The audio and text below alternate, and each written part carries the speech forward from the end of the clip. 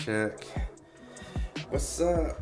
What's up, all my beautiful people out there with 212 watching? Damn, what's up? What time are you guys watching this? I'm slowly just waking up, guys. West Coast, 3:30. Oof. Dang, shout out to BT for waking my ass up for this watch companion show. Appreciate everybody coming in. I'm on West Coast time right now. It's 3:37. I'm getting the stream all set up, guys. Appreciate you guys waking up with me or just being up with me. Where you guys from? You guys excited for this fight? I know we got Maloney coming in. Yeah, give me a second, y'all. Everyone who's coming in, just letting everybody know we're doing a watch companion show. So if you're looking for a stream to actually watch the fight, this ain't it. It's for all my good people who are waking up to watch the fight. So I'm letting everyone know, don't beat me up. This is not the actual fight stream. This is just a watch party. So I'm just getting I think all set up for the co-main. Obviously, we got the main event coming up. Yeah, I'm in Vegas, so I'm gonna shout everybody in the chat, everyone who's waking up.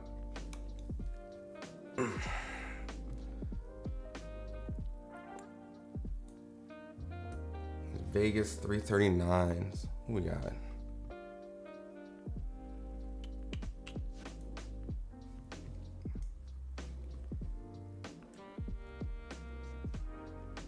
What up, what up? Well, Carlito.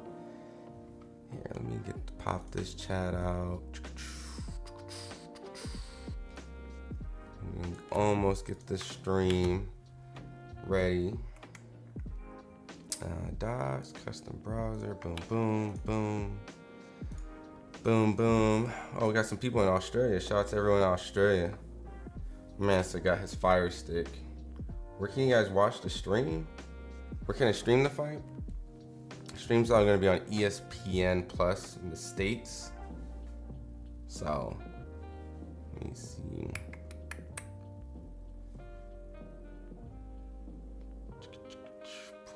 All right.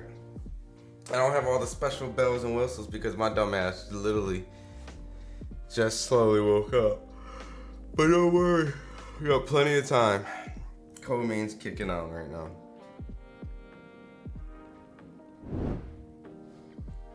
All right, everybody.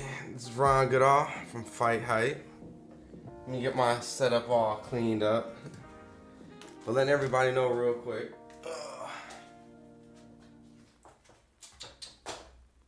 Cool. This is gonna be one of these mornings. All right, it's Goodall over FightHype. One of the many guys that cover the sport of boxing. Letting everybody know this is definitely gonna be a watch party. So, not to confuse people, not to clickbait. But let me get this chat going up and give everyone a shout out. Wherever you guys are from. You guys excited for this fight? You guys are excited for some Inoue? Let's see, chat browser, boom, boom, boom. There we go, right? Look at that. All right. Let me get through the chat. Let me say what up to everybody real quick. Let me turn this music down right before this co-main starts. Okay. Bring you guys up. Boom. All right. Shout out to Carlito. What up, Carlito? My man says, I woke up for this. What's up, man? I just literally just woke up. I got a phone call. Literally can't believe my alarm did not wake me up. Wait, getting ready for the co-main to start. Jason Maloney's about to come in here. Let's see. Caleb Woods. J-Ro Music, you're gonna show the fight? It's just a chat, guys. Just a chat. Just an early chat.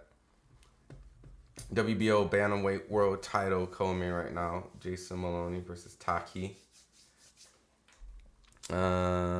Just chat. Appreciate you, Dalton, for letting everyone know. What up, Hot Rod Honda, Brian Garza, developer. Javante Davis versus who? versus Inoue. Who wins? Different weight class. Different weight class. We'll get into all that in a sec. Worldwide. Mayor watching this. Nigeria. The best man win. Nah, man. It's going to be dead face, man. It's dead face time.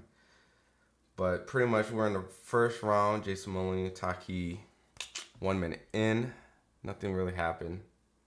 These two guys look like they're just trying to get situated. I'm going to go through the chat real quick. Shout everybody out. How many hours? 1-5 Porky Mine. Depending how fast this fight goes. We're in the co-main, so. Inoue. What up, Raymond Sims? My man Steve Willis is the ref. Ashley's Corner. What up, what up, what up? Too honest, man. What's going on? What's going on? Sorry if I seem a little down. I had to cover the Canelo fight this week. I thought I was going to be able to wake up super early, but from California, that's what's up. Hype spars. This fight's the most rest of worlds can't see. They should have podcasts and many channels so rest could watch. Yeah. Brian Garza, what's up? Jack Don, what's up? Casimir vs. Inoue, let's hype it up. That's the fight I wanted. CJ. From Bakersfield. I got people from Bakersfield. That's a fight city. Oh, look like Taki hit Maloney in a low blow. So I'm gonna get into commentating a little bit of this fight. I just want to just get through the chat. I'm just a little behind, guys. So, what up, China Black? What up, Rick?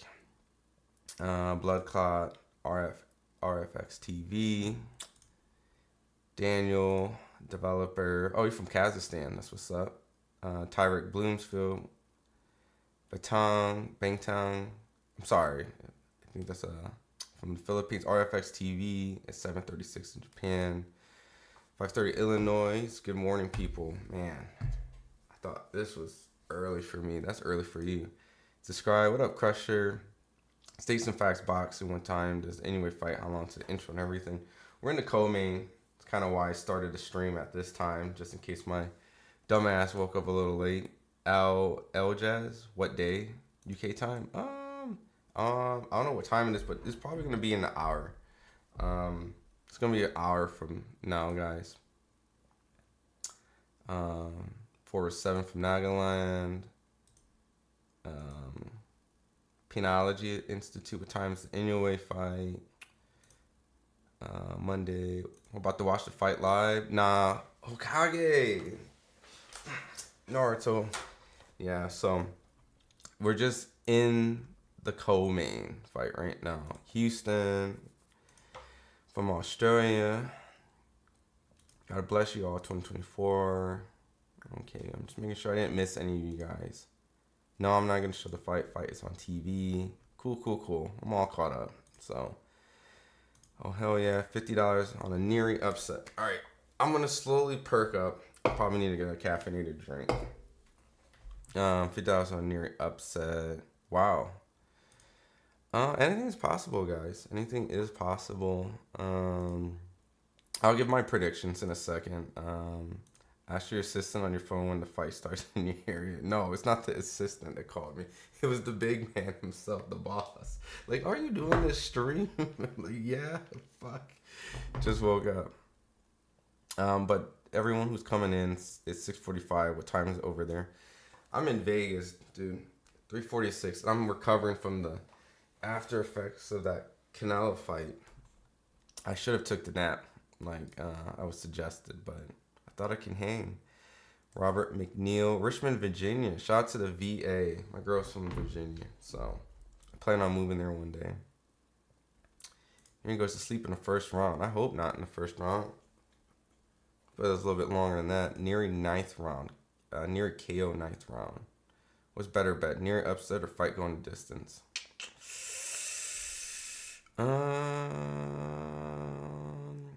I think someone's going to sleep.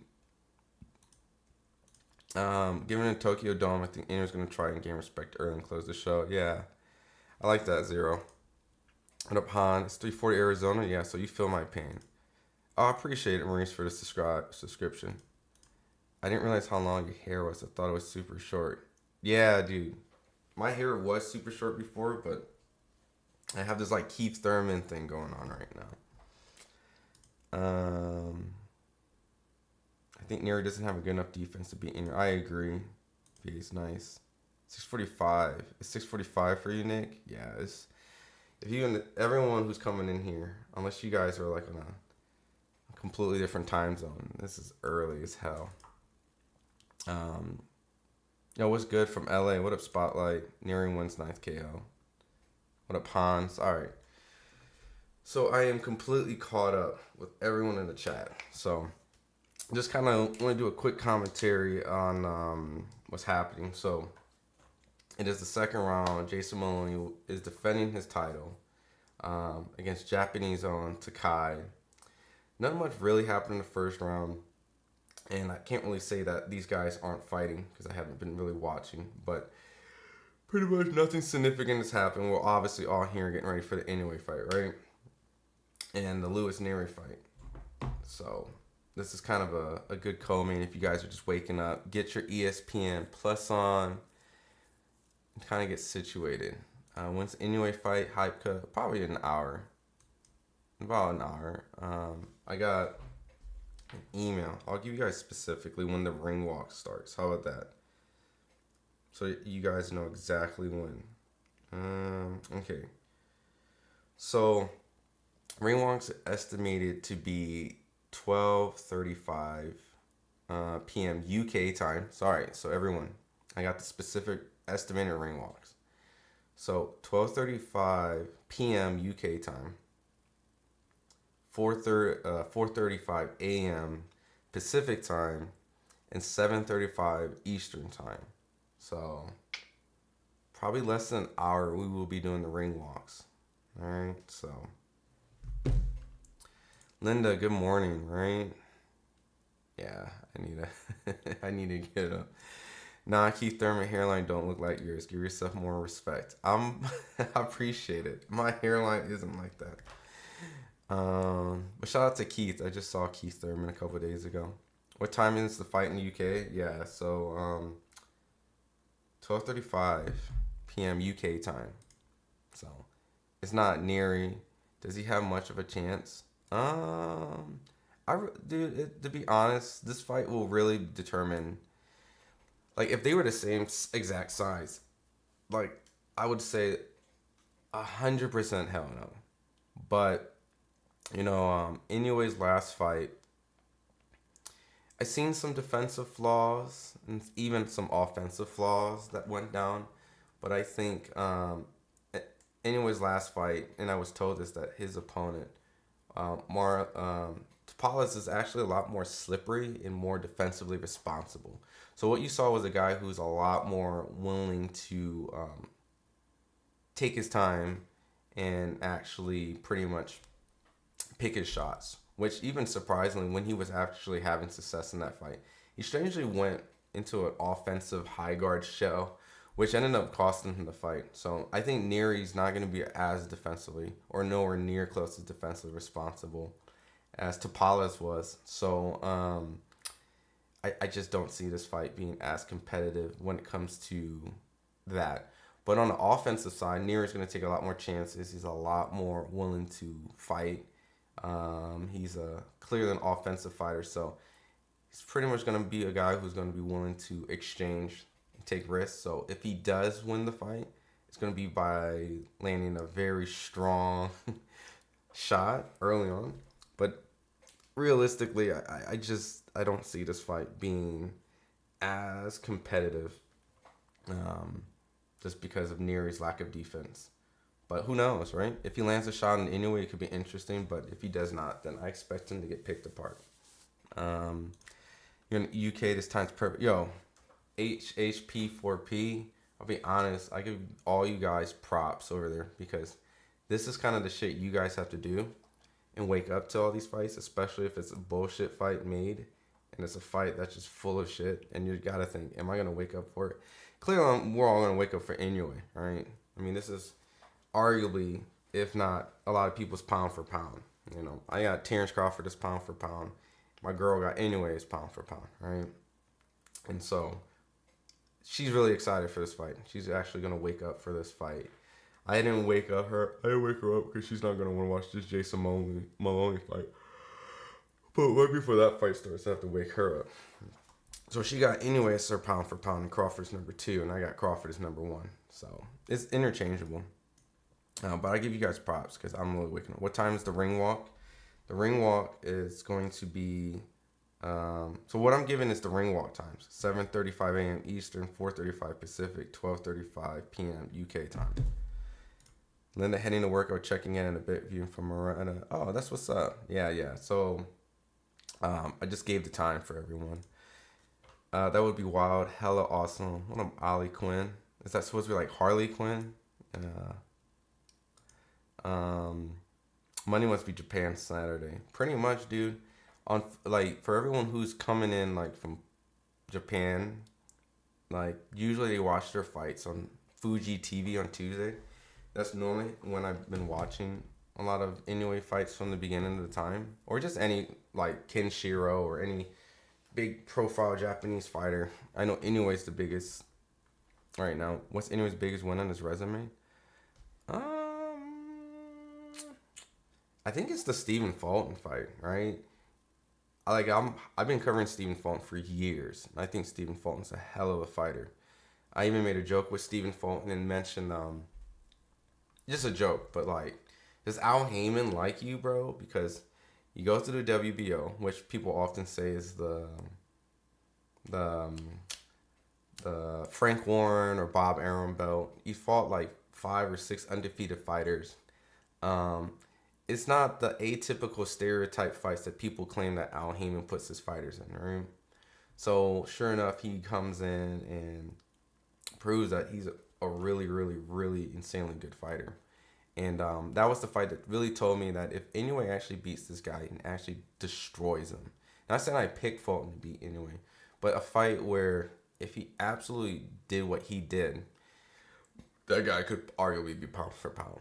You know, obviously Crawford fought Spence, so it has to be this Fulton fight. I think Donaire was a great win. Even though it was an Asian Donaire, you know, that's probably one of his most iconic fights to show that he had heart and determination, can take a good punch. Yeah, so I mean, Inoue has some pretty solid wins in the lower weight classes that many people don't really understand. And we could probably dissect that if we get some downtime in between. Yeah, it's a co-main. Yep, the fight didn't happen. Tank fight card or Crawford fight card. Which one's better?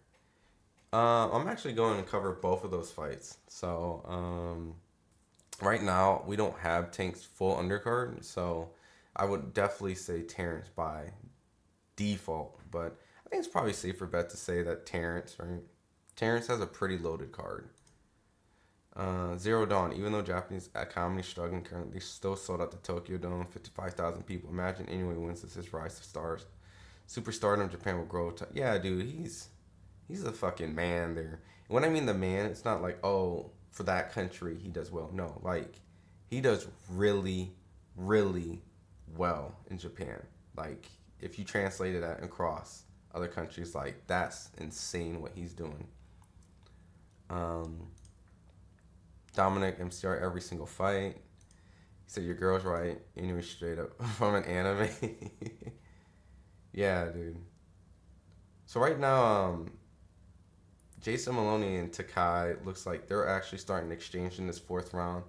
And these guys are actually starting to hit each other. Normally I would be commentating or at least speaking on this a little bit more, but I'm just trying to wake up and get engaged with you guys. Anyway, Jason Maloney's starting to get hit a little bit in this fight. Yeah, you guys got it up, so.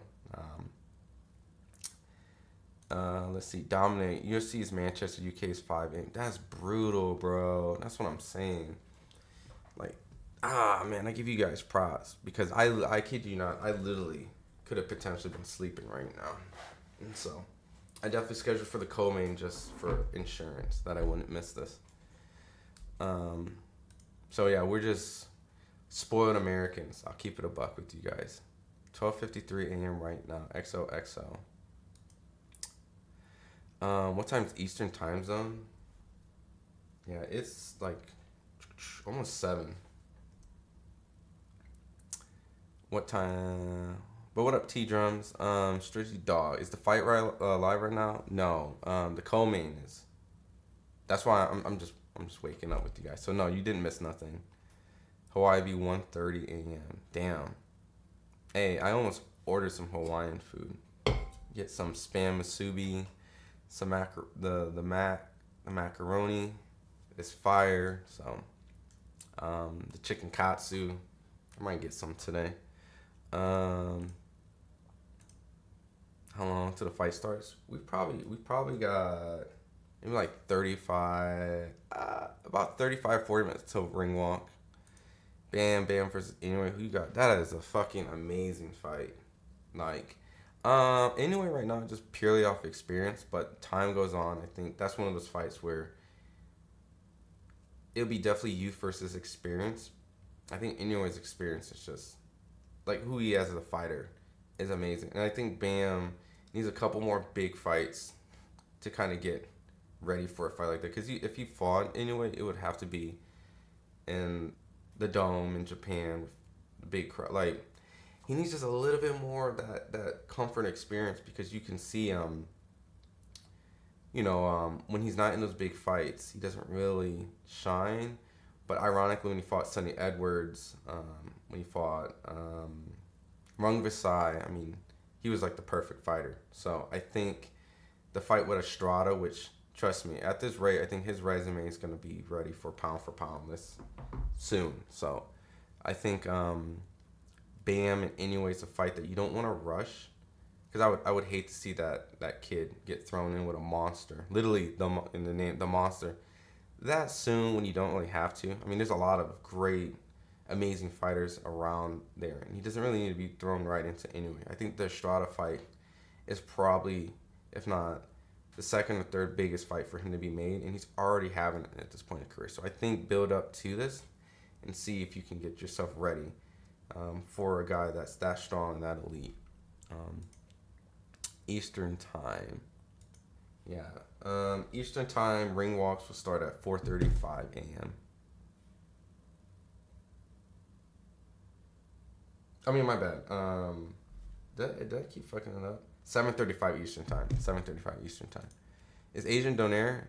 Yeah, Filipinos are Asians.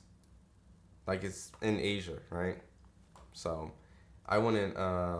There's always been that Filipino debate, And no, I'm not Filipino. I'm Korean. I'm half Korean, half black. But no, Filipinos are very Asians. I know that there's been a lot of colorism and discriminations. They specify specific islanders and not Asian, but no, they're Asian, dude. Filipinos are Asian, and I don't know. There's a rooted conversation in that, but I try to stay away from the race stuff. But to clarify, yes, Filipinos are definitely Asian. Donaire is Asian. He's Filipino. Canelo showed you anything? He showed me that he got it. Like, he got it still, but he's like starting to age a little bit, in my personal opinion. I thought he was a little sluggish in the beginning. But I'm only comparing him to like what a fight with David Benavidez is. So I think he's starting to show a little bit of age, a little bit. Even though Munguia was never in control of the fight, maybe he had like 2 rounds in the beginning. But I think everyone can see it a little bit. Like, Canelo's defense wasn't as crisp. His shot selections was a little off. He forced shots, I think, a little bit too much, and I think he was reaching just a little bit. But but this is me being hypercritical, right? Canelo is one of the best fighters. So guys like Crawford, Inoue, Canelo, Usyk. Like those type of guys and those type of caliber, they get criticized a little bit more. They get the same criticism everyone else does, but it just sounds a little bit more because of where they're at, right? So I just expected a little bit more, but like I said, I'm only thinking of him fighting a better opponent like David Benavidez if he fought like that, But no, he did his thing. He beat. Essentially, it was a hard fought easy fight on paper, right? He really had to work hard to make it easy, right? It wasn't comfortably easy, you know. It was more of a, you know, if he was off that day, it would have been kind of rough. I don't think it was rough. I just think it wasn't his sexiest performance, you know. That's about it when I saw him, you know. But like I said, I'm only just thinking like if he was fighting David Benavidez, that version of Killing That Night would have been his best. Nah, I think he'll have a better performance. Like he would fight better. What is this? Devin Gervonta pulled up on each other. 6:57 a.m. When does the fight start? Ring walks are gonna be about 30 minutes. Are you playing the fight? Nah, Tyra, it's gonna be on ESPN. This is just kind of like a fight companion chat. Saul Romero, the fight's gonna probably start in a couple hours. It's gonna start. Ring walks are gonna be at 35. So whatever time you're at, it's gonna be at 35. The ring walks. What up? What up, man? Good morning, man. What up, DeAndre? Linda Morrison. Everyone enjoyed the FightHype updates. I love it. It's 7 a.m., but we'll check in. Yeah, I appreciate it. You on work right now? Assassin. I'm in India. It's 4:30. So what time will the fight start? So, if you do have Google, it's gonna start 4:35 a.m. Pacific. So, mean on toast. Ooh, you said Asian. Yeah, I think he's Asian, right? I think he's starting to show a little bit. I think Canelo's starting to show just a little bit. Canelo shook a Bivol. Yeah, I don't think he wants that rematch. He would have already did it. What up, Rudy? Bivol's Canelo's Russian stepdad. You guys are terrible. When they call him the Executioner, beating Zerto and Canelo. Anyways, pound for pound, number one. Not mad at that. I'm not mad at that. Oh, can I turn my mic up? Am I being quiet, guys? I'm sorry. Let me know if that's better. I'm a little tired. Crypto occasion. Oh, crypto occasion. Are you the crypto man? Are you the one that gets all the good cryptos? Which one's the hot one right now? One fine porcupine. Thanks, you're cool. Better be injured again, juicing. I don't want to put a coat on anyone, right? But a lot of times when people have failed injuries over and over, and people think that's a cycling period, right? So that is a conspiracy out there, right? That definitely is a conspiracy. I'm gonna need to get kind of like a caffeinated drink. So give me one sec. You guys can if you guys are watching the Maloney fight, let me know what you guys think. I'm gonna go get something really quick. I'm gonna go grab something, a caffeinated drink, so I could just wake up and not sound so depressed.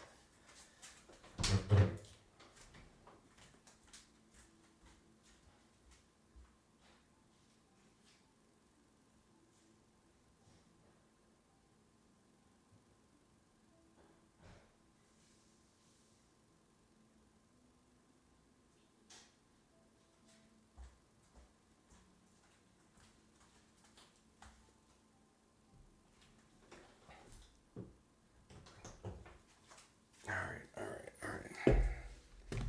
Let me go pour right back. Cool.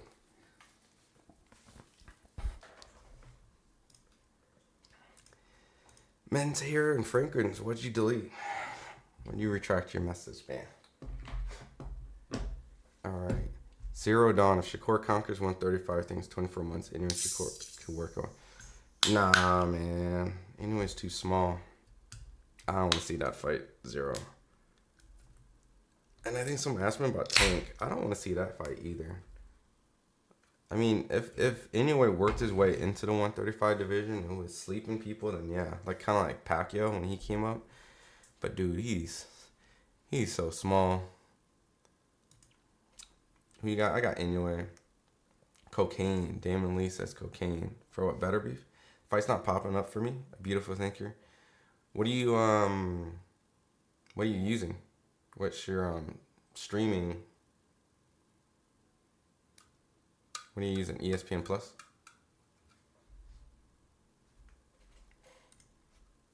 Mexico better be definitely needs time for his typical PEDs to wear off. No way that dude is not juicing. Someone told me, like a fighter, told me that he thinks he's juicing. So, I can't put that coat on anyone without evidence, right? It's not fair, right? I'm not here to spread rumors, so, I think it's very important and responsible for me not to, to create falsified rumors, right? So, but he did have that weird, what's it? Analytical findings. So, but he's never. Would you consider that a failed test, right? So, I don't know how you fit that. That was kind of like a gray area test leak. That was weird. It's a little weird. Not saying he did, but I don't know what that means. Zero Dawn. Tank's too big for Inoue, but Shakur been doing 130. I've been around Shakur. Shakur's big too. I mean, especially at this age, dude, he couldn't make his limit for the Robson Cow fight. Remember, he missed weight. Like, he physically couldn't get down, just like Ryan Garcia. So he had to lose his unified belt. So he's a big guy. Yes, ESPN Plus. It says the broadcast is not streaming yet, or is it? And no, we're in the 7th round in the co-main, so you got time. Maybe refresh it. I don't know if you're using your phone or the ESPN Plus app's a little weird. I'll be honest.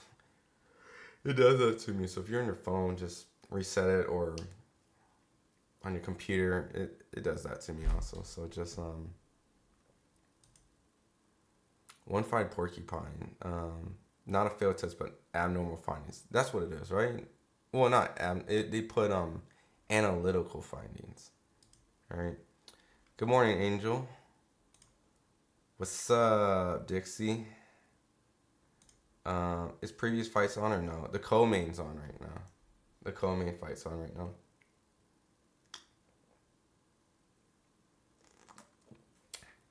So right now on the screen, you should be seeing like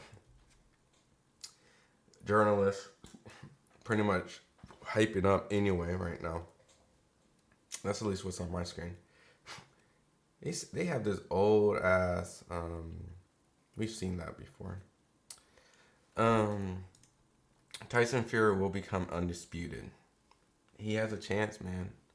I think Tyson Fury, even though he had that really bad Francis Ngannou, by on paper should be the best heavyweight out there.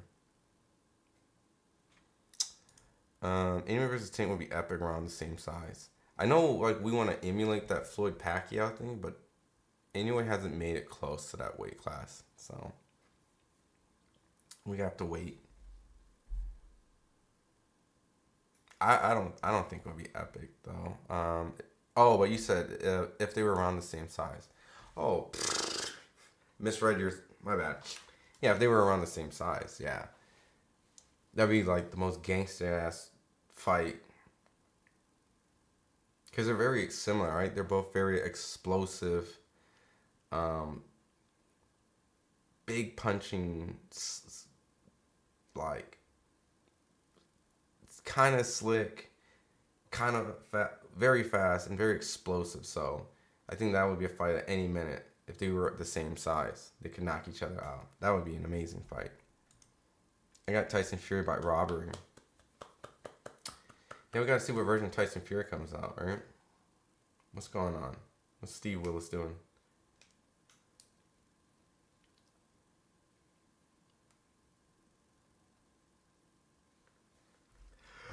But yeah, I got anyway, guys.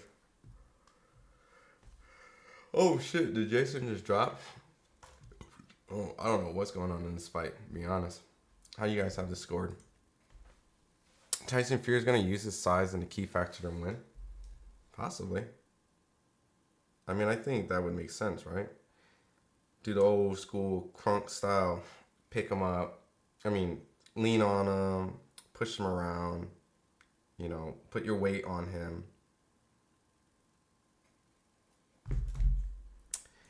Zero Dawn.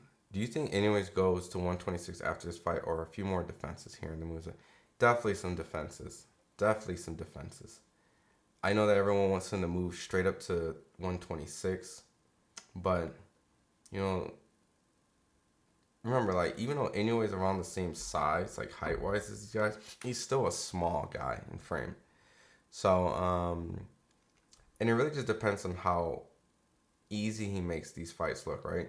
The Marlon Tapales fight was a little tough. That was a little tough. Be 100%. You know, I don't know, you know, if that was considered like maybe an off night or maybe a stylistic. It showed some stylistic problems for him, but it was a little off. It was a little off. You know, that defensive movement gave Inoue a lot of problems. But I mean, not saying that Inoue didn't essentially win fair and clear. Like, he was beating Tapales up at points, but you can see there was things that they could have worked on. And it was more, and it was definitely more of a.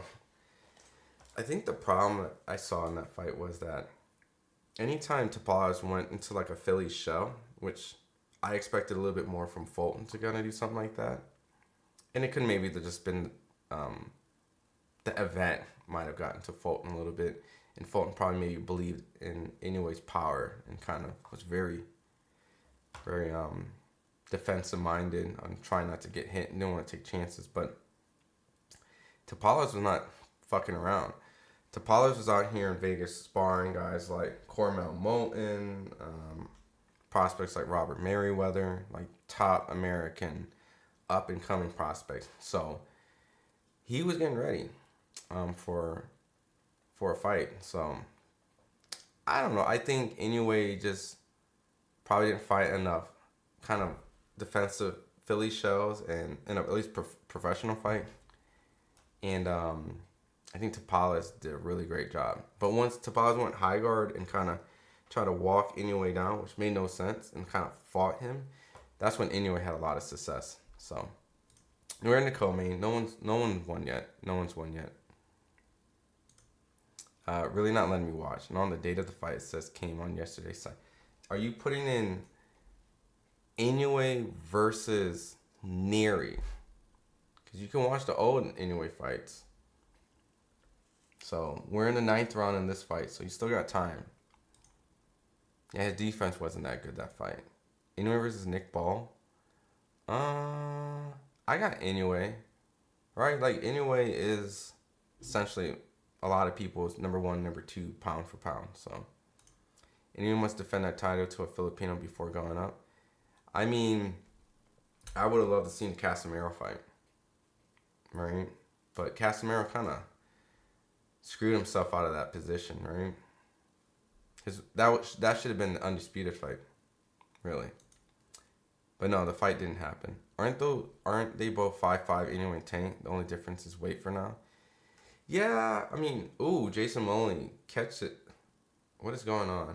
I don't know what is going on in this fight, guys. So sorry. If you guys are looking for co-main commentary, I am not even really paying attention. But no, I mean, yeah, I mean, they are about the same height. But, like, Tank is just, you know, a lot more brolic. Now, don't get me wrong. I've never met or seen Inoue in person, so I'm only going off what people was telling me. And it's just a perception, right? But I just saw a Tank Saturday.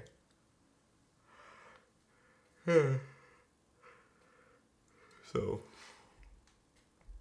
and I seen like how Inoue looks against Donaire, right?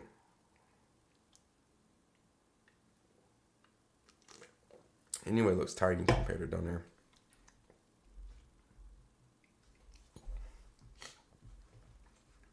This is like a good fight. This Jason Moloney and Sakai fight. Let me pull up this box right. Yes, I swear, bro. What are you using? Are you using your phone? Are you using like Apple TV? Like, what is the device you're trying to stream it on?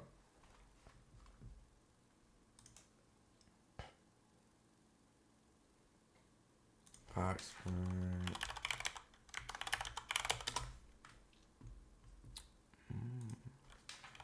I'm gonna pull up Inoue's record, by the way, and pull up Luis Nery's. We're gonna do another fight here. Boom. Fire Stick. Fire Stick Boys, right? Is Takai Maloney on the Inoue card? Yeah, that's going on right now. That's the co-main, which I'm not doing an amazing job commentating on it because I'm not. I'm just kicking and talking to you guys to the main event. But yeah, it's going on right now. Yeah, that's literally the fight that's on right now, right before the main event. So,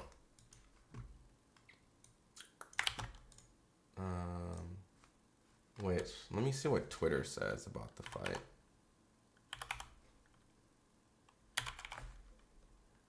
So, latest. They got Maloney losing this fight. A lot of people have Maloney losing the fight looking online. Maloney's down big, but starting to get going and keep going forward. Yeah, everyone's saying Maloney's losing this fight. And we're in the 10th round, so we're pretty much in the... These commentators are effing joke. Yeah, a lot of people have Maloney down. He just fought... Oh, you know what? Crease. Thank you. My brain ain't working, right? It's 4:19 in the morning. He definitely did fight a Filipino. Come on, right? Marlon Tapales. And that was for... that was a title fight, too. That was a unification. So, he fought a unified... Yeah, no. That is point proven. He fought a Filipino. Lomachenko versus Kambosos prediction? I think safely Lomachenko, right? I think Kambosos is definitely fair to be an underdog. Like a solid underdog. But... we got to see what version of Lomachenko we get. And I think one thing that people don't really understand about Kambosos, because I did think the Maxie Hughes fight was in favor of Maxie Hughes. So, Kambosos did not look good in that fight. But I think Kambosos is extremely fast. And I think that's something that caught Teofimo Lopez off. But I got Lomachenko. If Lomachenko loses, and I don't want to put in a built-in excuse because I think Kambosos beats Lomachenko, he gets all the respect, like without the excuse. But I think to be a little fair in the into the things of it, I think it's just that Lomachenko has been Asian. He's been fighting tough fights, and he's been a little inactive, right? When's the Devin Haney fight? Overall, I just think that Lomachenko... This is, if anyone's going to be able to beat Lomachenko, like, in an upset, right? Because Devin was the favorite in that fight. In an upset win, it would be Kambosos, and it would be a 36-year-old Lomachenko. But Lomachenko is always in shape. He's hungry. So I just really think Lomachenko is going to win that fight. And I would be honestly surprised if Kambosos didn't win that fight. Pacquiao was super banned from 1999 to 2000, so we can expect more defenses from Inoue, if anything close to Pacquiao, so at least 24 months more at this weight likely. To be honest with you, I think we need to kind of remove the Pacquiao fantasy out anyway, because I think what Pacquiao did is almost probably never going to be emulated. I won't say never, right? But to emphasize how insane that was. If it does happen... Again, in my lifetime, an 8-division world champion. I would probably be like going to my son's graduation, and he's 7. I'm like, I think about 8 months. So we're talking about 18 years from now, right? So I don't expect anyone to do what Pacquiao did. So that shit was incredible. That's one of the most incredible And if not, still one of the most suspicious things that people always bring up all the time, because it's like, how does this dude move up like that? But one of the most incredible things on paper that a boxer's ever done, like ever. So I wouldn't compare Pacquiao to anybody, even in the smaller weight classes. And I see what you're doing. You're not saying like go up to 154 anyway, but still, like that is one of the most incredible things in the last 100 years of boxers done. Are there new rules of the Jake Paul Mike Tyson fight? Is it really sanctioned as a pro fight? According to them, yeah, it's a sanctioned professional fight. If I pull up on their box rec, right? Mike Tyson.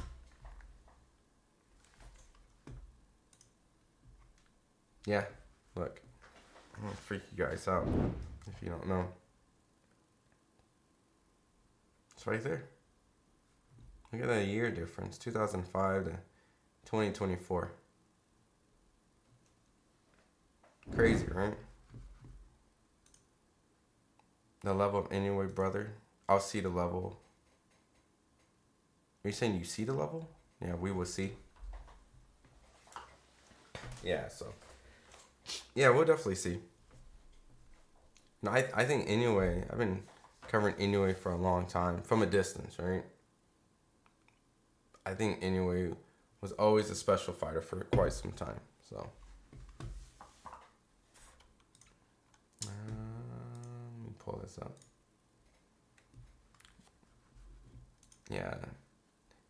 He is cooking. I mean, dude, there's a lot of phenomenal fighters over in Japan, and just the fights that happen in Japan. They just don't get televised as much, you know. I think one of the best fighters on planet Earth is this Japanese fighter called, his name's Kenshiro, and I've been watching him just as long as Inoue, and you know, I know smaller weight classes don't really excite the Westerners and isn't really the most marketable type of fights over here, but that boy Kenshiro can fight, right? I mean, he's been holding on his WBC title forever. And he only had one loss, and he avenged it. And I think, you know, he was going through personal stuff around that time.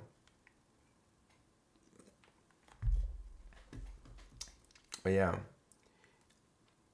you know, the Maloney brothers, they're really good guys, right?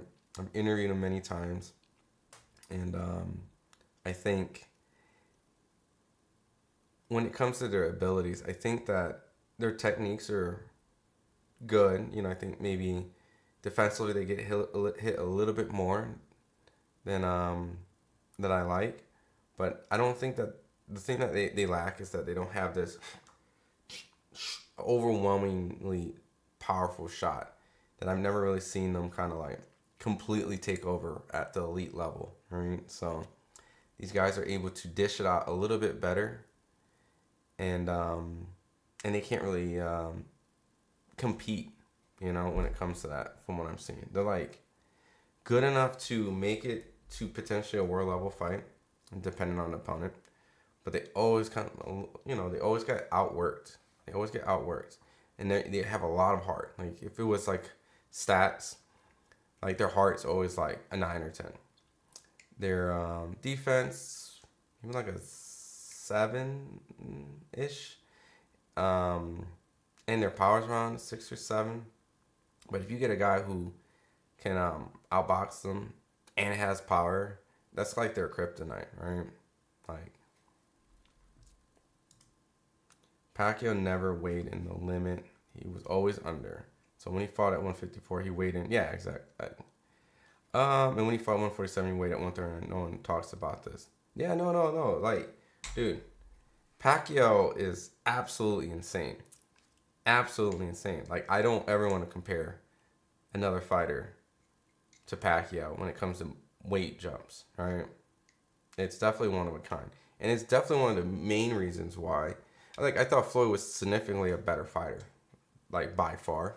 Like, who was going to win by their skills, right? Thought Floyd had way better defense, better IQ, better adjustment. But people never really put into the size how much smaller Pacquiao was with Floyd. And Floyd was older, in that sense, but he was still the bigger, more craftier, longer reach fighter. So outside of Floyd, though, Pacquiao was demolishing everybody. Even Marquez, he didn't really have to take that Marquez fourth fight. Giving you Korean blood and giving Bivol is more an exceptional talent. Oh God, where are you setting me up here? Do you see or have seen more Koreans fighting at top level upcoming? The thing about Korean boxing, it kind of died in the 80s. Like, there were so many Korean fighters in the 80s. And, oh shit, Maloney's starting to get some success. He heard me talking some shit over here. Saying, hey man, he ain't got no power. I'm not saying he ain't got no power, but the thing I think he lacked was kind of punches that would essentially rock his opponents in meaningful moments. And he's doing it right now. He is rocking him in the last 40 seconds. Like, he's kind of making a comeback in here. Takai looks like he's a little bit in trouble. Maloney is pouring it on. Holy shit. Oh shit, they are fighting. See, and this is why. Oh shit, is Maloney hurting him? See, this is what I like. I want to see more from Maloney. Literally the criticism that I had about, he's literally showing that he actually does have it. Just a little too late. We got 9 seconds left. He actually hurt Takai. Wow. Oh my God. Dude, if Maloney had like another round or two, I think Maloney would have stopped him. Whoa. All right. Well, he heard me talking shit. But that's what I was saying. Like, I needed that from Maloney. If Maloney can do that early on to actually have round-changing momentum moments, I would have a lot more. I would have given him a lot more stats. But yeah, he's definitely. I think someone said handicap for his power. If that you're talking about Maloney, that might be his handicap, right? If he actually had power, he would be a fucking problem. Both brothers. What time does it start? Ring walks is in 5 minutes, I think. That's what according to email. So maybe 10 minutes. Sometimes they run a little bit over. Oh yeah, my bad. 0. Given your Korean blood, do you see more Koreans fighting at top level? So the thing is, like, Triple G is Korean, right? He has Korean in him. Bivol has Korean in him. It didn't really change the landscape in Korea because they were like Eastern European fighters at the end of the day, right? You have to be like a boxing nerd, like Alicia Baumgartner's Korean, right? Who else? I just think the culture in Korea has changed heavily in the 80s because I know that there was like a Korean recession going on. So, when you're in a recession, what goes on. People kind of have to do more of the desperation things. And boxing can be a very desperation sport, right? Like, I don't want to say a poor man's sport because a lot of fighters that come from money, can fight. But Korea had a lot of fighters during that time. And I think now I'll make a joke out of it. Once they kind of realized that we ain't got to fight. We can do this Samsung shit. There was like a big economic, technological boom going on with all the technology and stuff like that they shifted their attention from actually wanting to be fighters to actually legitimately finding safer and healthier, more profitable careers. So I can't even tell you who is the top Korean fighter, to be honest, because that's how dead the scene is. So I don't think Bivol will influence it. I think a fighter from Korea would actually have to influence it on his own. Kind of like how like Pacquiao has really culturally changed the Philippines. Yeah, damn, Takai won. Yeah, I went on Twitter and it seemed like everybody had him winning. But that 12th round, dude, he almost went, bro. Maloney's almost got his ass out of there. For sure, Floyd was better. I agree. Lacey Baumgartner is not Korean. She's black with Korean hair. Let's get this straight. Nah, CJ Mack. I know her personally. I mean, that, all right. I don't like that, me personally, because I'm mixed, right? I'm black and Korean. Like, just like Alicia. We're literally the same. She's a little bit, I think, darker based on her complexion. But we're both black and Korean. So by saying that she's black with Korean in hair, I mean, optics-wise, maybe people in the States might look at her and assume she's probably black, opposed to assuming her Korean, if that's what you mean. Yeah, I can see that. But saying that she has Korean in her is equivalent to saying she has black in her, right? She eats the Korean food. She knows. Like, if you look on her Instagram, she has dressed in traditional kind of Korean kind of clothes before. So, nah, she's Korean, bro. She's Korean, man. Like, when you look at her mom is definitely, like, Asian by far. So, she's definitely Korean. I had to find the fight for free. Like, you have ESPN. That's terrible. You have ESPN Plus, and it still don't work. So, you had to illegally stream it. I mean, I didn't say that here. 154 to heavy Roy Jones. No stipulations, too. Yeah, Roy's another case, right? You know, Roy is another person who did some incredibly insane weight jumps that would be probably almost never duplicated for some time. Yeah, he definitely nearly got stopped. Bro got scammed.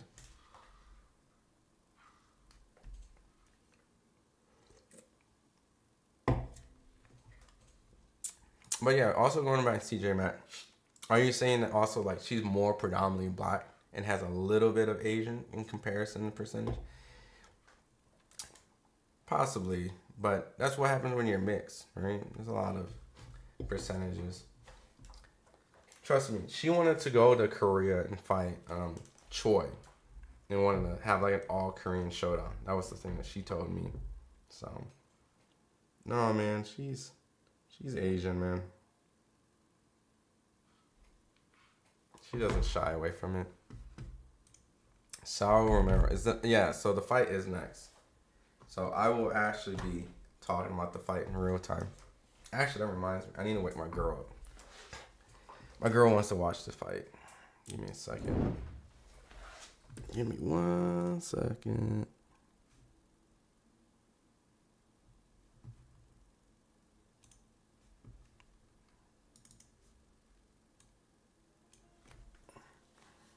Give me 1 second, y'all.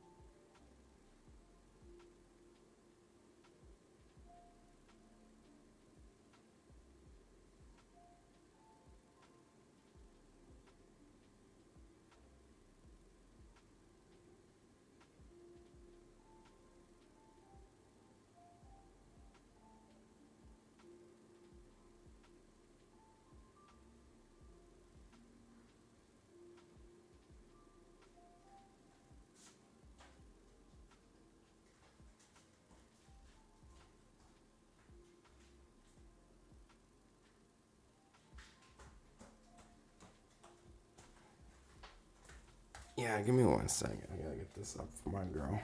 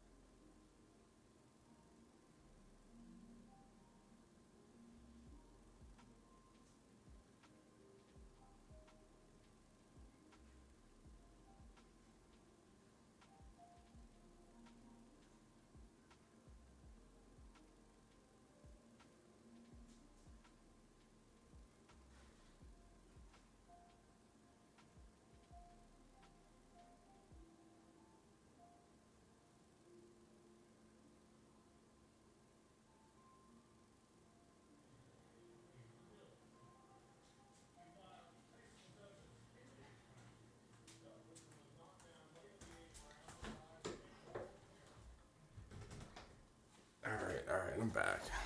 Appreciate you guys. All right. Cool. All right, didn't miss nothing. I'm gonna catch up with chat. Like I said, my girl wanted to. I had to put it on the TV for. Let's see. Yes, the fight is next. The male chromosome takes over. It's just like a black person having white in them, but you consider them black. It's the same thing. You know what, personally, that's okay. The male chromosome takes over. It's just like a black, white. You can say. I kind of get what you're saying, right? It's the whole. What is it? Is it like the whole?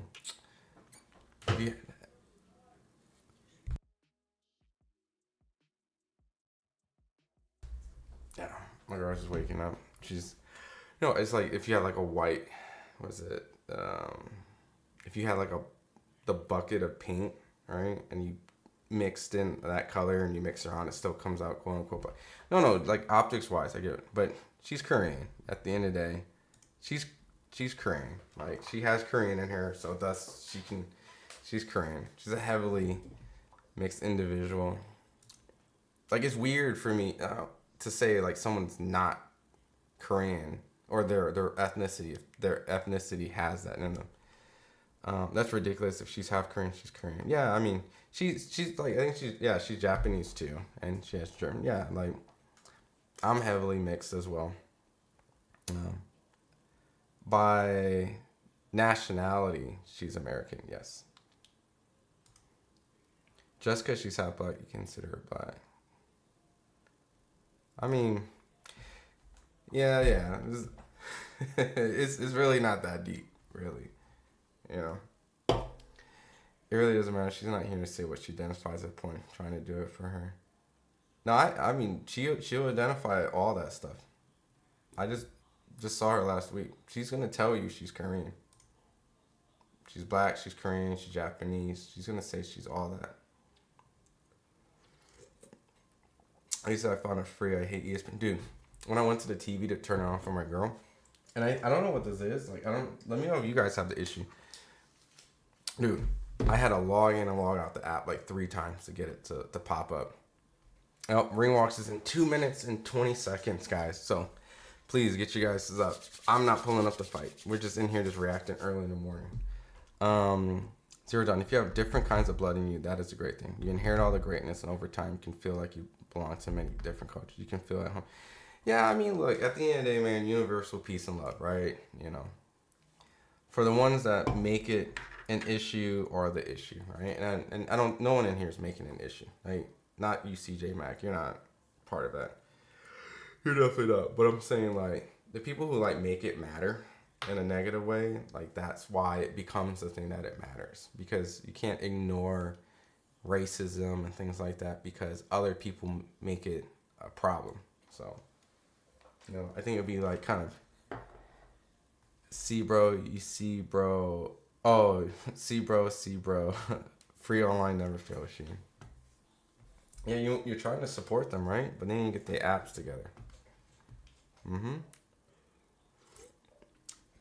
right, while everyone's in here, right? And I have you guys up. Who do you guys think's gonna win the fight, and what do you think it's gonna be? And if you guys want to be like super accurate, if you have like a certain round, a certain stoppage. And I'll come back to your guys' chat if you got it right. And I'll post it in here for bragging rights. And create like a point system maybe one day. But I got Inoue, maybe mid-late round stoppage. Race don't matter. Boxing's on. Yeah, I mean, it's just an interesting combo. I don't really get into it too much. Yeah. We know who gonna win already. Yo, if you guys also don't know the story about Inoue and like Nery, right? So, Luis Nery is essentially like, there's like a Ryan Garcia story that happened in Japan with Luis Nery. He's fought a guy twice, and between those 2 fights in Japan, it was a high profile fight. Nery came overweight, and he also failed for essentially one of his. He failed like a drug test. So because of those two things, they thought it was extremely dishonorable, and obviously he won the two fights. They thought it was extremely dishonorable, and they thought it was extremely unprofessional for Luis Nery to have not just one but two problematic issues. So they ended up banning him in Japan. So because of that, he has not been able to fight in Japan for quite some time. And now, because of Inoue's popularity, probably his ability, and the confidence they probably have behind, and I'm gonna call a spade. They probably want to see this dude get beat the fuck up, right?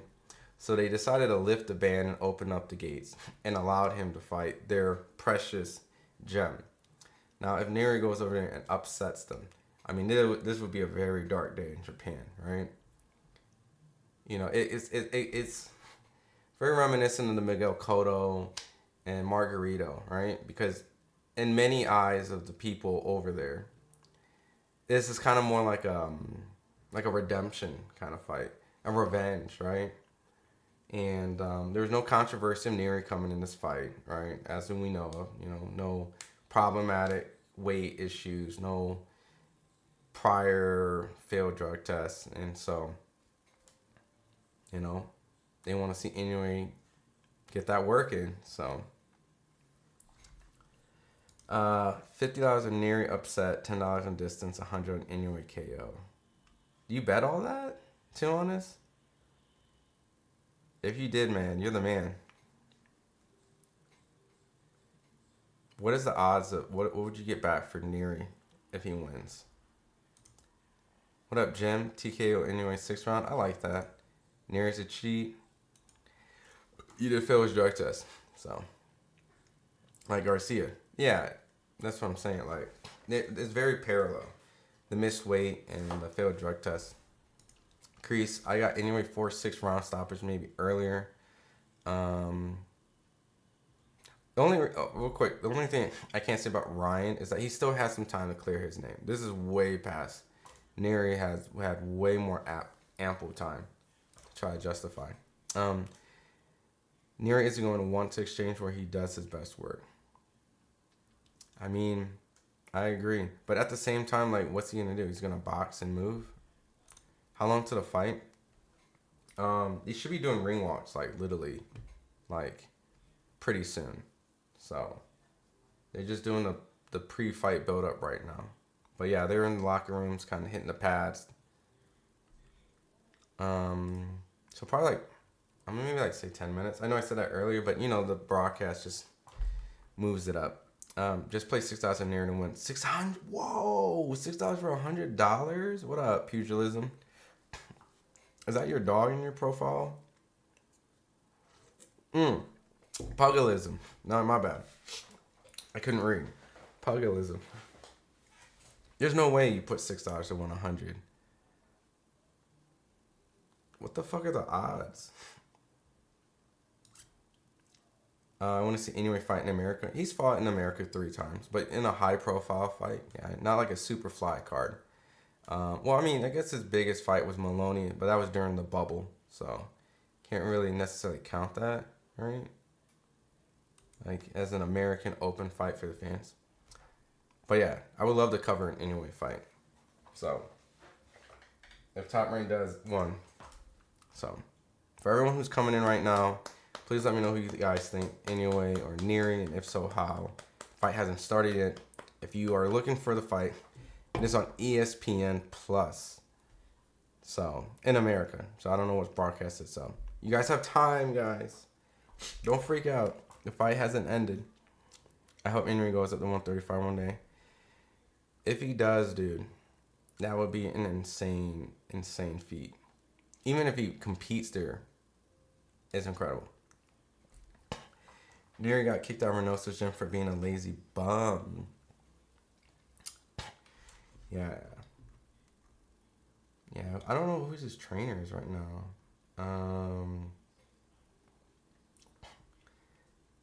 Did he have Eddie Reynoso for the Brandon Figueroa fight? Because he got whooped in that fight. Anyways, in tough at 126 versus Fernando Espinosa, Nery series might be in play. I mean, that's what I'm saying. Like, I think if they were the same exact way, I would be 100% sure. Inoue by slaughter. I still got Inoue winning, but the Tapales fight kind of let me know, he might be slowly weight capped, right?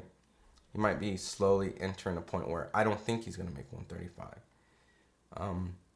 But maybe Tapales is a lot better fighter than a lot of people give. So we'll see. This Nery fight is really going to let us know where Inoue's capabilities are as a 122 pounder. Inoue with the 9 rounds, but I think Nery's going to make it a fight, as he should. That's his style, right? He's an offensive fighter. Close to 100, 90 plus. What the fuck? Good morning, BT Ron, FightHype fam. Zero Dawn will be very exciting to see how Electric Tokyo Dome. It has been 24 years since the last fight there. Yeah, and that was Mike Tyson, Buster Douglas. So, yo, if Inoue loses, this must be the upset dome. Oh no, did you see Tank Paul? I'm done. No, I keep forgetting. I did forget. Fuck, that's really actually like a...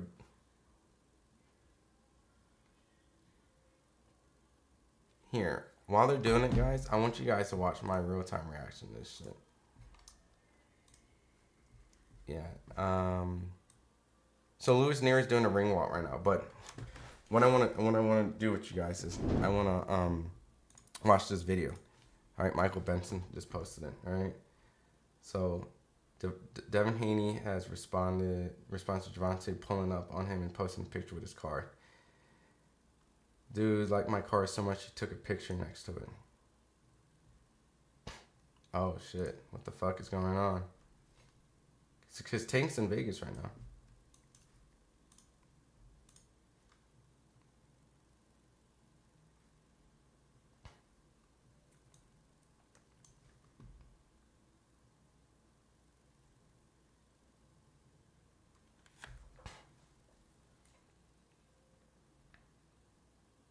All I hear is Tank saying, "I'm on your side."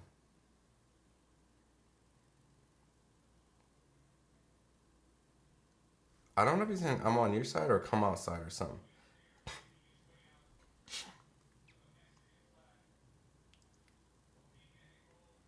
Okay, I can definitely confirm this is one of Tank's 2 security guards.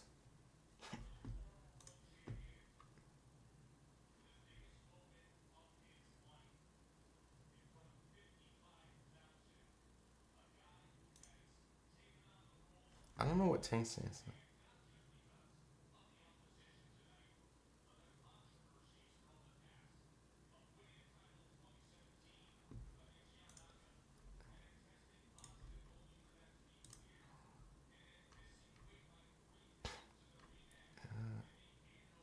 Javante presses Devin Haney, huh?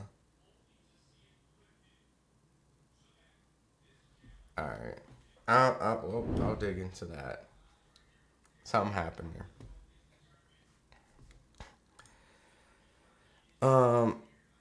Inoue in 3. Yeah, BT would have to put up a vote. I think almost everyone has Inoue, and everyone wants, maybe if they want a good upset money boost, then they're rooting for Nery. Bro thinks he is Canelo. Oh, is that what he's coming out? You talking about Nery? You gotta represent, man. He took a picture with Devin's truck too. Yeah, I just saw that. I mean, he's out here. He's out here in Vegas. Nery with upset. Are you saying that like you don't want him to win, but you think he's gonna win? Whoever strikes the chord, or who better not be a minor. Yo, I don't want to get anyone upset, but Kendrick, I think Kendrick won that. I just heard Drake's last response last night. Even if everything he's saying is true, I just don't like how it's all packaged. I think Kendrick's winning. Be honest, Tank beat Haney easy. you know, styles make fights, right?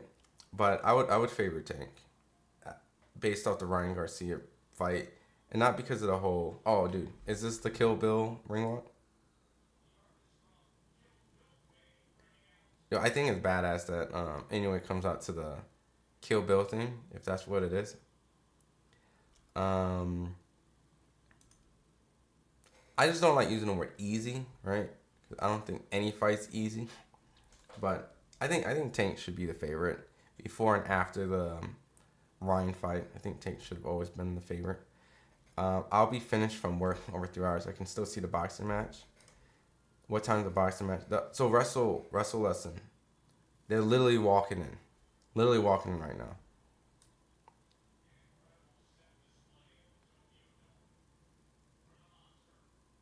Dude, yeah. I think it's so dope that he has that dun, dun, that Kill Bill. That Kill Bill shit is pretty dope. Um. Anyway, fought 3 times in the U.S. already. Why should he go to UFC to fight when he can earn 3 times the amount in Japan? Way lover, man. No, no, I agree. I agree. Like that when it comes to the smaller division, clearly, like, bro, this arena looks fucking crazy, bro. Yeah, I agree. There's no way in hell Inoue versus Nery should be in America, right? This belongs exactly where it belongs. Like, this shit looks like a fucking. Well, I was gonna say like a stadium. It is. Like, it's 55,000 people in there for this dude, man. He he calls the shots, right? Now, if he has a rival opponent that is equal, if not bigger than him, right? Let's say hypothetically him versus Tank. Yeah, that's an American fight because it will do better here. You can jack up the prices. You can do all those type of things, and I think that makes sense. But for like a fight like Neary, no, that fight's perfectly fine over there. I think all those fights, every fight that you can think of right now, outside of like an American star um, boxer, belongs over there. Because you're not gonna get this. You're not gonna get this over here. Now I know there's this conspiracy. I'm gonna say conspiracy because it's not proven fact. Because Inoue has never failed a drug test.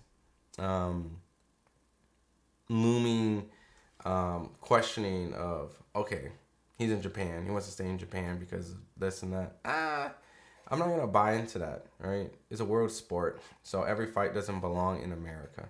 It just doesn't. You know, there's a lot of British fights that do way better in the UK, but I know that there's this appeal that if you can make it in American boxing, then you have globally made it everywhere. And almost every, if not every big name boxer has pretty much almost touched American soil in their big fight. Yeah. But right now there's nothing that demands anyway in America for him to fight here. And I mean, as in, not saying that fans don't want to see him, it just doesn't make sense business wise at all. Like, if, and you know, you guys are smart in the chat. Like, if you guys can think of a realistic fight. Now I'm not talking about Tank versus Inoue, like a realistic fight that can generate that type of money and attention, then entertain me. I mean, Fulton and Inoue is a great fight for boxing fans, but Fulton's fought here so much in America, and when he headlined with Brandon Figueroa as a unification fight, that did not pack the house in Vegas. So when he fought Inoue in Japan, that shit, they had a raffle tickets, right? You could have had the money to buy Inoue seats, but you didn't have the luck, right? And so you had to actually win a raffle to be capable of buying a ticket. And all the raffles were all filled. So his demand over there is absolutely insane. And so I would love to cover an Inoue fight in America, especially like these type of, you know, in prime performances he has. I would totally love to.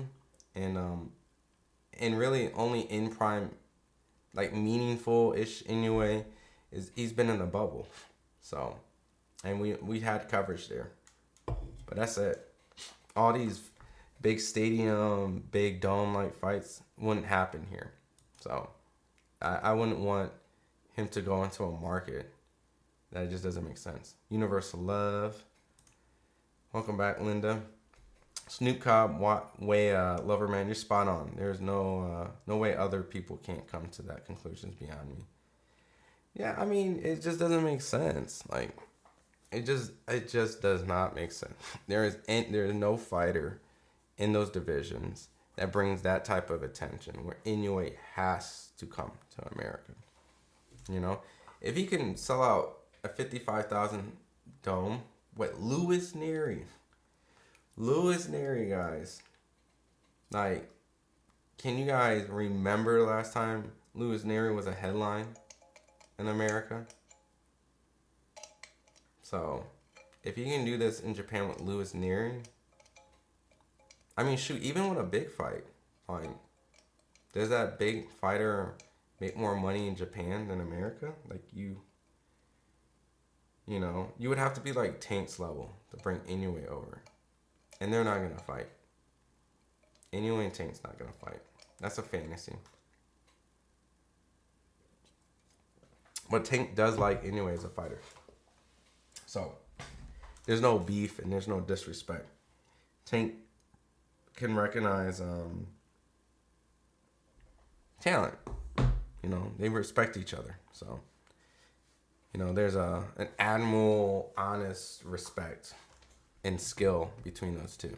So, but as diehard fans, the level of skill those two guys have, we would totally love to see it. That boy Inoue is the man in Japan.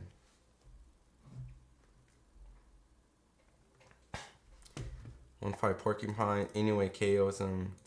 Inoue's locked in, light work. Kambosos kills the Matrix. That fight's this week. I'm looking forward to it. I got Lomachenko as the favorite. I got him winning, but you know, Kambosos is fast. You know, I might be a little, because I've talked to Kambosos and I've been pretty cool with them throughout my boxing coverage career. So my bias side will root for Kambosos because I have a better relationship. You know, I don't have a relationship with Lomachenko, so I can't really root for him. What about if Inoue versus Bam? Would it be a fight in Vegas? Nah, that's still a fight in Japan. Like, he's fighting in Arizona, and like, I mean, for boxing fans, I would love that to be like a Las Vegas fight. But no, dude, Bam would have to go to Japan. You're talking about 55,000 people in a dome.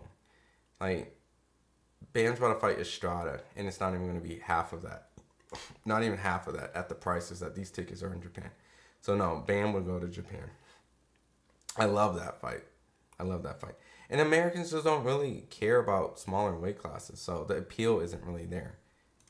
What up, FightHype? What up, TVO Traveler? Welcome back, man. You know, early morning, but you know, we gotta watch some Inoue. Come on, man. Inoue, when does the Inoue fight start? Measy? It's starting right now. Like, they're doing their here. Yeah, you can hear it, right? Can't play the audio because the channel will go down. I mean, the stream will go down. Does anyone actually think Nery has a chance? You know, anything can happen. Like, I don't want to just look at the first round and cheat, right? Because you can tell how a fight can potentially go. But it really just comes down to, is this weight class a little bit a little too much, right? Because he made Fulton look easy work, right? And I think Fulton's a way better fighter than he showed that night. I think the allure, the mystique of Inoue may have gotten to Fulton a little bit. Not using any excuses, because Inoue did his thing. But Tapala's fight kind of let me know, two things. Maybe Inoue struggle with a specific style. Give me a second. I hear mine. Oh, okay. Might struggle with a specific style, right? Because Tapales did a better defensive and shoulder roll than Stephen Fulton did. So maybe it's a style. You can't say he wasn't up for the fight because it was for Undisputed. It was a unification fight. So, and maybe Tapales is a lot better than we give. Or maybe just like Inoue's starting to show like he can't just walk through each weight class like it's nothing. So the Nery fight's really gonna let us know. So that's where I'm really curious about. I'm really curious. Do I know what Inoue's walk around weight? I don't, because I've never actually. He's one of the few boxers I've never met or interviewed or seen in person, because clearly he's always in Japan. So I'm just only looking at his size when it's with Donaire, so I can only imagine it's probably not too high. He might, and I don't know if he's the type of guy that walks around in shape all the time. You know what I mean? So, unfortunately I don't know. Inoue struggled with Philly shell for sure. Absolutely. And it was more like Tapales fought stupid in that fight. Not saying that Inoue didn't land the shots intended, but I think it was a combination of Tapales of just giving away a good game plan. What's your opinion on Tank versus Shakur? Stevenson haven't fought. I like the fight. I think it's a 50-50 fight. I think it's a true 50-50 fight. I think Tank has an equalizer punch, and I think Shakur Stevenson has. It's almost like, and there's no shade to Spence. Like, I always had Crawford beating Spence, and I was very sure of it. I feel like Crawford, Shakur and Tank is like Crawford versus Tank. But Tank has the true equalizer punch, if that makes sense. And I felt that way with Crawford. Skill for skill, I think they're even, when I thought Crawford's skill was better. But all right. Before we go into that fight. All right. First round, Naoya Inoue versus Luis Nery. Right now, the center of the ring is Inoue. And Inoue goes off and starts off with a straight jab. Inoue tries for a wing and right and misses. And right now, you can already see the aggressor is Inoue. Inoue's trying to press the action, and he's trying to get straight dominance. Right hand lands on top of Inoue, and Nery tries to do his 1-2 to retaliate and misses. Inoue tries to do another right hand, and you can see Inoue's just already loaded up. You know, he got the center in the ring. He's trying to keep good jab from Nery. Nery landed a good jab on Inoue. Nery tries to jab again. Jab left misses from Nery. So you already can feel that this fight's only going to be at a fast pace in the beginning. Nery right now is actually in a southpaw stance. So you're going to be seeing a lot of foot placements. And a little bit, maybe a head clash might happen, because these guys are definitely throwing and lunging in. So hopefully there isn't a cut. Anyway, starting with another jab. These guys are trying to get purely ring dominance, right? Nery's starting to press the pace a little bit. They're both fighting for the center of the ring. Inoue lands a good jab. A minute, 30 seconds left. Nery tries for another 1-2, right? This is a very fast fill-out round. And it looks like Nery threw a left hook. And I think might have grazed the glove, potentially. Oh! Inoue goes down? Inoue's already down, guys. I don't know if he's hurt off it. I don't know if it was a slip, but the referee counts it as a down, guys. Nery jumps right onto Inoue. Inoue's back in the corner. You see, and this is what I was talking about. I'm a little concerned about, is this the weight limit, right? Nery is, oh shit, my stream literally just reset. What the fuck, ESPN Plus? What do you mean you're unavailable to play it? What the fuck is going on? You gotta be kidding me. All this time about ESPN Plus. Vincent Inoue has a met inside. Down goes Inoue. Did you go down again? Hold on. Okay. What the fuck? Alright, I got it on my phone.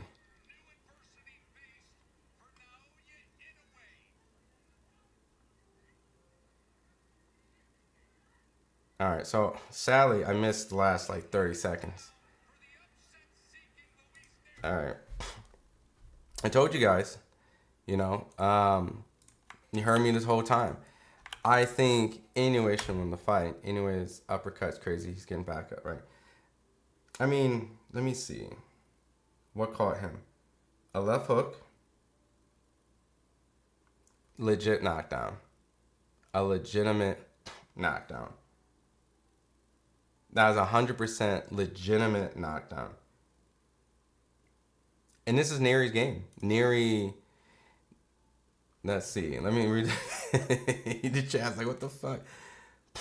Fights on free on YouTube. Yeah, not over here. ESPN Plus. Anyways, throwing the bombs. He is loading up. Nery might gas up. Dropped him. Oh my gosh. Been saying Inoue hasn't met his inside fighter match. Down goes Inoue. Bro, oh my gosh, no. Oh my gosh. Inoue's uppercut's crazy. He's getting back. Anyway, I don't want to hear Inoue pound for pound no more. Crazy counter. Inoue's tough at one. This is what I'm saying. All right. This might be the weight class. This might be the weight class that Inoue might kind of cap out with. You know, the stuff I saw in the Tapales fight was more than just maybe someone using skill. It might be kind of a cool. Fucking ESPN Plus, man. 1-2 from Inoue. Now, the one thing that we learned from the Devin Haney fight, right? First round. I know you want to get this shit back right away, but be smart about it. Because you already know this guy can actually catch you. You know, you don't want to force nothing. You got a whole championship round. And Nery might have a size that might, not saying he's tremendous, but this is Inoue's what? 4th weight class? You don't want to just try to bully someone that much bigger than you. Now it's when you want to use your skills and your IQ and your wit, right? So, and this is a softball matchup, right? And I think he walked into a left hook when he overextended, when they were inside. So we're about a minute and a half in, battle the inside, right? So trying to probably intimidate by using your allure on Nery did not work. You know, Nery is definitely ready for this fight. Inoue is human, right? The monster. Inoue still gonna win. That 450 looking good right now, right? Who is Nery's trainer? I didn't look, actually. It's definitely not Eddie Ramoso. So much for chances for Inoue. A minute left. Not as much drama as the first round. Not as much. These guys are definitely pawing the jabs. And really right now what I'm starting to see is that because it's southpaw versus orthodox, I feel like this is a battle of the outside. And Nery goes down? Hose. I didn't see it was so fast, guys. It was so fast. I don't know if that was a jab or a straight. But Nery does not look hurt. He looks like he got up. Might have been a flash knockdown. So we're tied now. Knockdown for knockdown, all right? Both didn't look like they were hurt. Both of them just looked like they got caught with something and went down. So, and I like right now Inoue's patience, right? Inoue's a very sharp sniper. And I think Inoue can make this a little bit easier if he sets it up. And Inoue is very notorious for forcing shots. And that's kind of how he got caught in the first round. So stick behind the jab. You know, Inoue's starting to be a little more patient, throwing some jabs. It's not being over eager, throwing unnecessary one-winging shots, even though he just did one right there and landed perfectly fine. But just be patient, right? You know, Nery's the freshest in the first round. That beard protecting Nery. Nery needs to keep his hands up. Ernesto, we're in the second round. First round, Inoue got dropped. The second round, Nery just got. So 10-8 on each side. The fight's dead even. Boom, dropped him. Anime fight. So Nery, what? He overextended. And a quick check hook drops Nery. Oh, damn. That was fast. And that was a good-ass hook. So what do we learn, guys? These two guys have really good inside hooks. And you don't want to overextend yourself, right? You don't want to out-position yourself and put yourself in a poor position. And I think Nery was very eager in trying to carry the momentum from the first round. But now it's just completely been neutralized. You know? Great knockdown from both these guys. And a mistake on both these guys, right? Not saying that these guys didn't calculate it well, but you can see Nery's foot placement was a little bit off too. Not saying it was a great knockdown, but these two guys seemed like they were caught off guard. So, dead even, 10-8 each. Great fight. It was a great fight. Who got dropped? They both got dropped, JFL.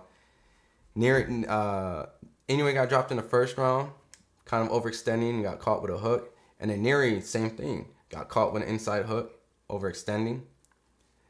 And Inoue starting to try to put a little bit more dominance and pressure in the third round. 30 seconds went in. They both made exactly the same mistake. And I think the mistake that Nery made in his time is that he kind of wanted to take his momentum instead of being patient. And Inoue, obviously getting overextended, made him be patient and set that up. So right now, I like Inoue's poise in the third round because he's now one in control and the one that's kind of starting to figure who out a little bit. Nery's still a little bit more impatient and forcing it, which is how Inoue got caught. Inoue didn't respect Nery. So 1 minute in, and Inoue starting to kind of land kind of the better shots in the selections, and Nery still trying to throw some wing and bombs. You can see now they're both trying to control their jabs and try to set up for the hook on the outside. One thing I don't like about Nery is that he does have his left arm a little low. I know he's trying to cock it, but get it up because Inoue's fast. And the thing that Inoue is really sneaky with is that lead left hook. Just because you have that backhand down doesn't mean he ain't going to try that lead. He might try to fake that right hand from the back and catch you over the top, And because you're so worried about trying to get it back up, he might catch you over. So, not as much going on right now. You guys are definitely trying to get position, foot placement, and the jab. Right now, what I see is Nery stepped on the outside, and both missed slightly their hooks. You can scream, baby's up. Okay. So these guys are definitely throwing hooks. Let's see. They extended and got caught with the inside hook who got dropped. Okay, so this is a great fight, guys. This is a great action-packed fight. And I think right now, Nery's starting to get a little lazy with that left. And now I think he's starting to put his hook up because Inoue's starting to land that right hook. That right punch right down the center. Oh, right there again. 1-2. Right down. Now, Inoue needs to just be careful of that winging hook that Nery is throwing at the moment. But Inoue's starting to look like he's starting to get in the groove of things. He's starting to kind of shoot down that 1-2 down the pipe. And Nery, I don't know if you guys see it, but I don't know if he's tired. I don't know if he's trying to bait him in, but his hand's a little bit low. And that's not what you want to do with Inoue because he's a sniper. You don't want to give a guy who's going to take those chances and lunge, kind of like a Manny Pacquiao. What round is it? The third round's over. Yeah, so round 3. So, first round, I got 10-8 Nery because Nery dropped Inoue for overextending. And then Inoue returns it by doing the same thing, overextending. And going into the third round, you can see that Inoue was very poised from the mistakes he made in the first round. And he got the better shots. So, I got Inoue up by a round. Great, exciting fight. You're starting to get this little looming feeling that Inoue's starting to get a little bit of momentum going. He's starting to get his timing a little bit better. He's starting to try different shots. Nery is putting his hands down, not necessarily saying it's not a plot of trying to bait him in, but even moments when he's starting to get caught, he's starting to put his hands up. You saw some high guard from Nery and even still getting caught with it. But even after knowing that he can still catch him with the high guard up, he decides to put his hands down low. So I don't know if necessarily that was him getting fatigued in that round. And right now you can see Nery comes out in the fourth round with the high guard, already trying to be defensively responsible and trying to prevent getting caught with something silly. So I like what I see from Nery right now. Keep that high guard up, Just be careful of the straight down because Inoue's really good at splitting the guard with a 1-2. Good defensive, being responsible. And Nery essentially dodged a straight down because of that. But he got caught with one right after it. Inoue has a great 1-2. Extremely great 1-2. Inoue tries to go with a left hook and slightly misses. Nery's now starting to press the action onto Inoue and got Inoue on the ropes. Left hook misses on Nery. Inoue now gets out and slowly pushes Nery back. Inoue gets back to center control and is straight right down again. That straight right is going to be a problem with Inoue. If Nery walks down with his head straight down on the line with his high guard, Inoue tries again but misses. Jab misses from Inoue. Inoue is doing a great job keeping control of the center of the ring, right? Because we know Nery's a pressure fighter, and Nery's trying to pressure him against the ropes. Nery's definitely trying to do the high guard and try to walk Inoue down. But he has to be careful because that jab landed right over the guard. Every time, pretty much, Nery's throwing a shot now. Oh, a little showboat from Inoue. At this moment now, he's in the zone. Inoue's in the zone. He's countering almost everything that Nery's attempting to throw. And he's even challenging and daring him in the center of the ring. He, at this moment, lands another straight right that lands on Nery. And Nery is starting to look a lot more slower, a lot more sluggish. And by sitting there on a straight line, his only defensive move is to duck or go straight back. And because of it, Nery is looking a little bit lost. Nery hasn't really thrown anything. Maybe he's afraid to get countered because, like I said early on, everything Nery throws, Inoue counters right off it, either from a jab, a straight right, a left hook. And Inoue's starting to showboat a little bit, guys. I think he's in the zone, guys. I think Inoue woke up, made an early mistake, might have underestimated, and he's starting to show the glimpse of why people felt he was a pound-for-pound like fighter.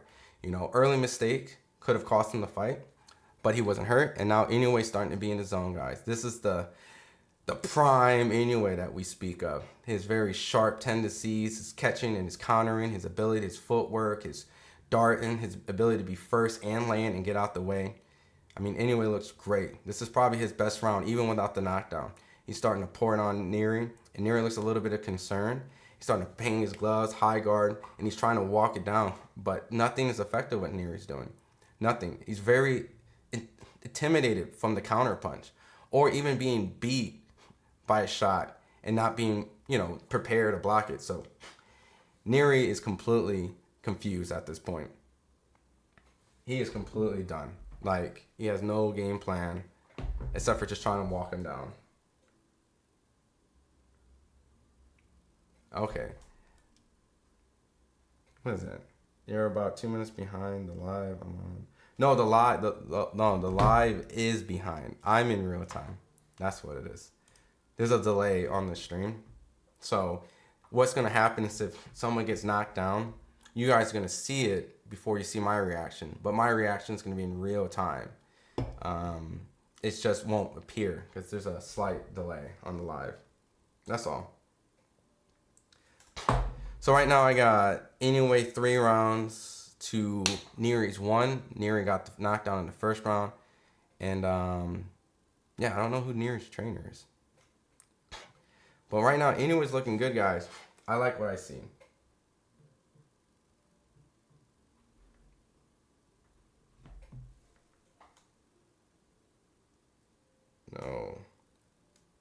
No, you're behind my... All right, started the 5th round. Inoue's in control. Trying to stick that jab and try to keep Nery at bay. It looks like right now Inoue's trying to bait him to a right. And, oh, nice jab from Inoue. Inoue's doing some level changes right now. You can see where he's starting to try to get Nery to kind of bite a little bit on maybe a fake body shot. Good straight right again. And I think that might have buckled Nery a little bit. Now, be careful now. Nery seems like a fighter that if you get in trouble, he's immediately going to start throwing hooks out of control. So, Inoue's showing poise and patience again. He didn't get too greedy. He learned from the first round not to just jump right on him. Good right hook by Inoue.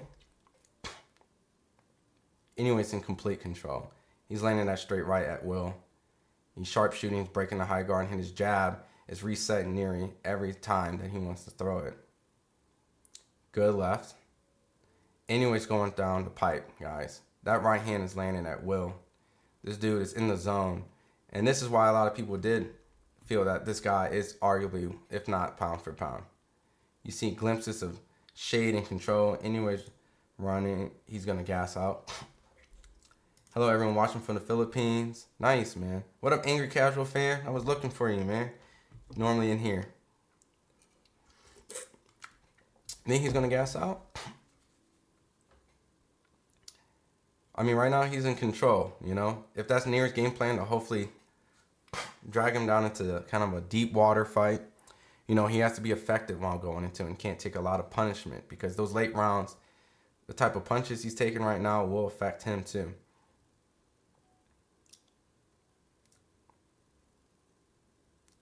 Anyone's looking poised and sharp. You know, Nery, personally, Nery's going to have to come in with a jab, you know. I know that he's afraid to get countered, but he needs to kind of start with the jab. And that right is landing at will. He needs to start with a jab and throw in combinations because Inoue's definitely a guy who likes to pot. Oh, on the left hook, got Nery. Oh my goodness, dude. If it wasn't for that first round, this would be just like a pure exhibition, right? Like, he's showing levels on Nery. Great check hook. And using a check hook on a southpaw. Oh, and a good right. Yo, this right hook is this right is over, dude. You know, Nery's still dangerous. This is what I said earlier. If he's hurt, he's going to immediately default on just throwing hooks and hoping to catch, right? That's when Nery's going to be the most dangerous, right? When you think you have control and he overextended in the first round. And I think Inoue was getting comfortable in that first round immediately. So as long as Inoue is poised like he is setting up the shot and he's poised to finish the shot, he should be fine. Just don't get sloppy and lazy when you get these nice little knockdowns. But a good little check, hook inside, and let's see how it's set up. He does a level change, right? And he makes Nery put a high guard up. Oh, that's nice. That's nice. So really what happened is Inoue gave him a level change. So immediately what happened is Nery threw a high guard up to immediately be responsible of trying to prevent some sort of body shot. But once he realized that he wasn't there and he wanted to peek around to kind of see, Inoue came over the top. So it was kind of like, I'm going low, top. And because in that quick instance, Nery wanted to be defensive, maybe even trying to counter, but Inoue was quick enough to go zoop, zoop, and catches. The second Nery put his high guard down slightly, he catches him right over. Great. Well, sub, here I am. What up, man? What's up, my brother? But last, Nery's putting a better fight than Fulton. Absolutely. And that's why I'm starting to feel like, you know, I think Fulton was not necessarily, I want to say game for Inoue, but all that hype and attention might have got to him. But Nery and Tapales know exactly what's going on. I appreciate Tom boxing even when the action stops. Absolutely. No, I appreciate you guys coming in here. So we're in the 6th round, 2 minutes, 40 seconds. We're just watching Inoue doing a great display of control, patience, and poise, and picking a shot. He's being good on getting off first, and he's being good at countering. And he's really good at being in control of just the pace of this. Right now, Nery's trying to go on for an onslaught, which is dangerous. Don't burn yourself out. You know, Inoue's kind of letting him kind of work it out. Oh, a good right. Catches Nery. Guys, this right, straight down, is pretty much going to be the equalizer. That's going to pretty much destroy Nery at this moment. But anytime Inoue wants to throw a nice little hook on the side, it's there. And he's starting off with the jab. It's over, guys. That right is over. Nery is down. Guys, this is too easy for Inoue. It's too easy. This is too easy. Too easy. I would say that was a flawless performance. Minus the knockdown. That was a flawless performance. Everything Inoue did, leading, even getting knocked down in the first round, the adjustments he made from looking at his mistakes and realizing, okay, I can't be the aggressor in this fight. I need to be a guy who's patient and picks my shot. The adjustment to go from being, I'm going to be the bully, to I'm going to be the smart, classy, outmaneuvering, outthinking, sharper fighter. And that adjustment was seen, all right? Most people, when they get knocked down, they panic, all right? They panic and not wanting to kind of bring Devin and Ryan to this. But that is exactly what Devin should have did in the Ryan Garcia fight. He did the complete opposite of what I need to do to win the fight. And Inoue showed that level of poise and control, right? Because it was scary. He went down. And it was a solid, good hook. Not saying it necessarily hurt him from the optics, but maybe it did. But, guys, fatality. Damn, I just saw he get knocked down, too. Damn, what a fight. Inoue's a fucking beast. Absolute monster. What a fight. He almost beheaded him. God damn. Listen, we can all criticize him getting over-eager, walking into the shot in the beginning, right? Walking into that shot and pretty much giving Nery a perfect opportunity to upset and get all the people put money. Carlos Inoue won. What's up, man? Welcome back. Inoue the GOAT. Inoue won. 3 knockdowns. A little drama, the drama in the first round, but look, it's boxing. You get caught, right? And Nery is a definitely scary puncher at times. He's known to be a kind of a knockout artist himself. Knockout by Inoue, the Tokyo Dome erupts, damn good fight. But this is what I want everyone to really look and highlight, right? It's that when you look at a pound for pound fighter or pound for pound like fighters, right? You don't look for a person who completely annihilates the guy from start to finish and is flawless, right? Because things happen, right? We've seen Floyd Mayweather get caught by Shane Mosley. We've seen Manny Pacquiao get into slugfest. We have seen, Terrence Crawford potentially get floored by Mean Machine, an unknown guy. Like, this is not necessarily what takes away from people from being in these top pound for pound. It's the adjustments, the many different elements, the toolbox that they have, the ability to pull out a hammer, a screwdriver, a flathead, a wrench, anything when it's necessary. And what we saw was the necessity to win the fight and that adjustment and how fast the adjustment went. Oh, this didn't go well. I can't be the offensive puncher. I can't be this type of guy who, tries to bully the man and it didn't work. And I got knocked down in front of my people, 55,000 people. The whole world's watching. They're anticipating. And immediately, calm, cool, collective made the adjustment. And from that adjustment, as quick he made that adjustment, it became the pound for pound performance you wanted to see. The straight right down, straight right hand, couldn't miss. The little sneaky left hook, because he conditioned him. Boom, boom. Even those little slick, I'm gonna go down. Like this little movement, there's a level change. And when you see a guy that goes from high to low, you think, oh, maybe a body shot. So in your mind as an opponent, it's a trap. Boom, Nery threw the right hand up, probably couldn't see over his guard. He wanted to look over the guard, mistake. The second he looked over the guard, boom, left hook, drops him. And at that moment, lets you know that this man has a high IQ level to move, think on the fly like that. So, salute. Saw Nery nearly got thrown out the ring. Asian power and Naoya Inoue is my pride. Bro changed his game plan entirely on the fly, exactly, and it worked. Inoue's already an all-time great fighter. Absolutely, he's already a Hall of Famer, right? This guy straight from an anime, I swear. He's the main character. Naoya won, Nery got knocked out, as you can see. This will make him even a better fighter. This is what needed to happen, so now he will watch and be able to adjust when needed. Inoue getting knocked down in the first definitely made him mad as hell. What up, Self? Yeah, Inoue needs to move up to 130 and fight Oshiki fights for WB stuff. All right, so guys, this is the type of performance that lets me feel that he can potentially move up, right?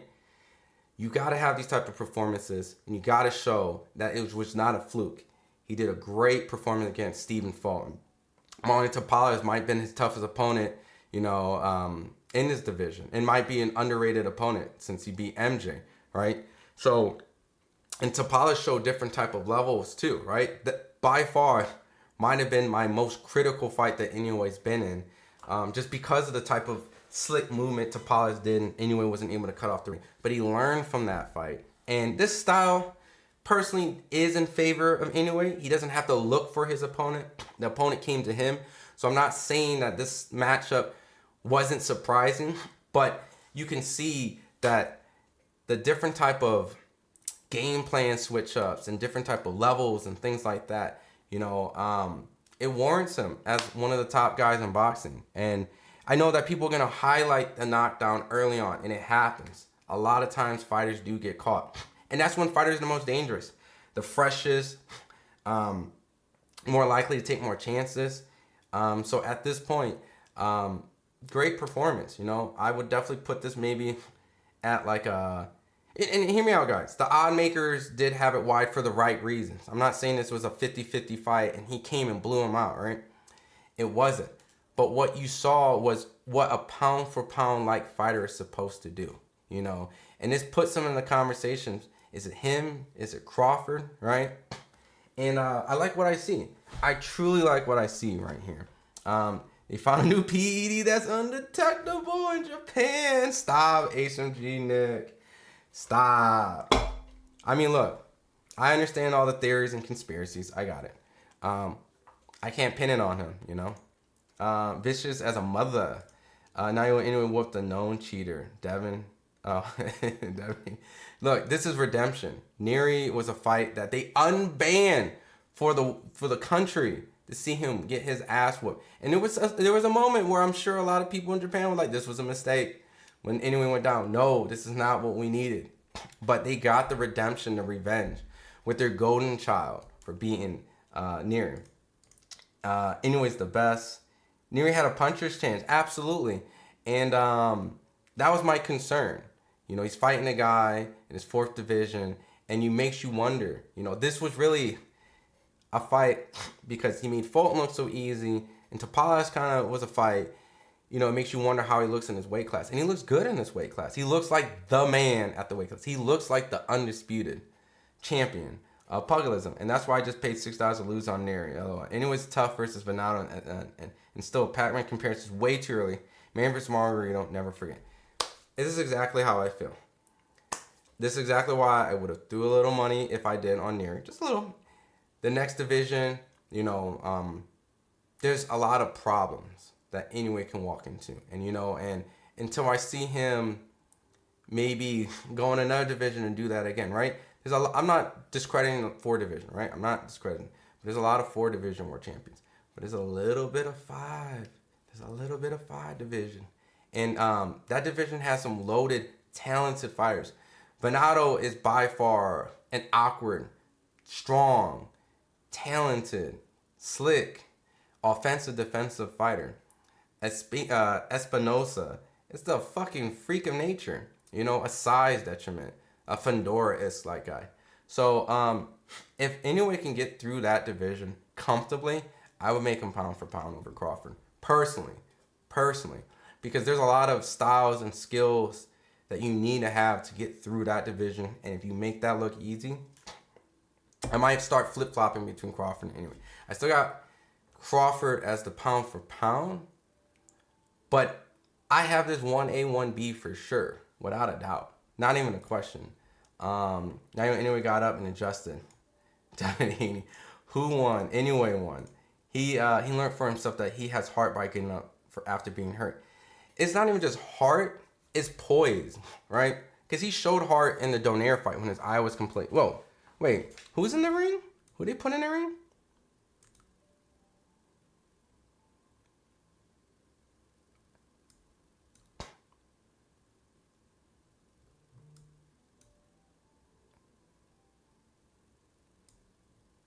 Wait, who the hell is in the ring? I'm sounding like a hella casual at this moment.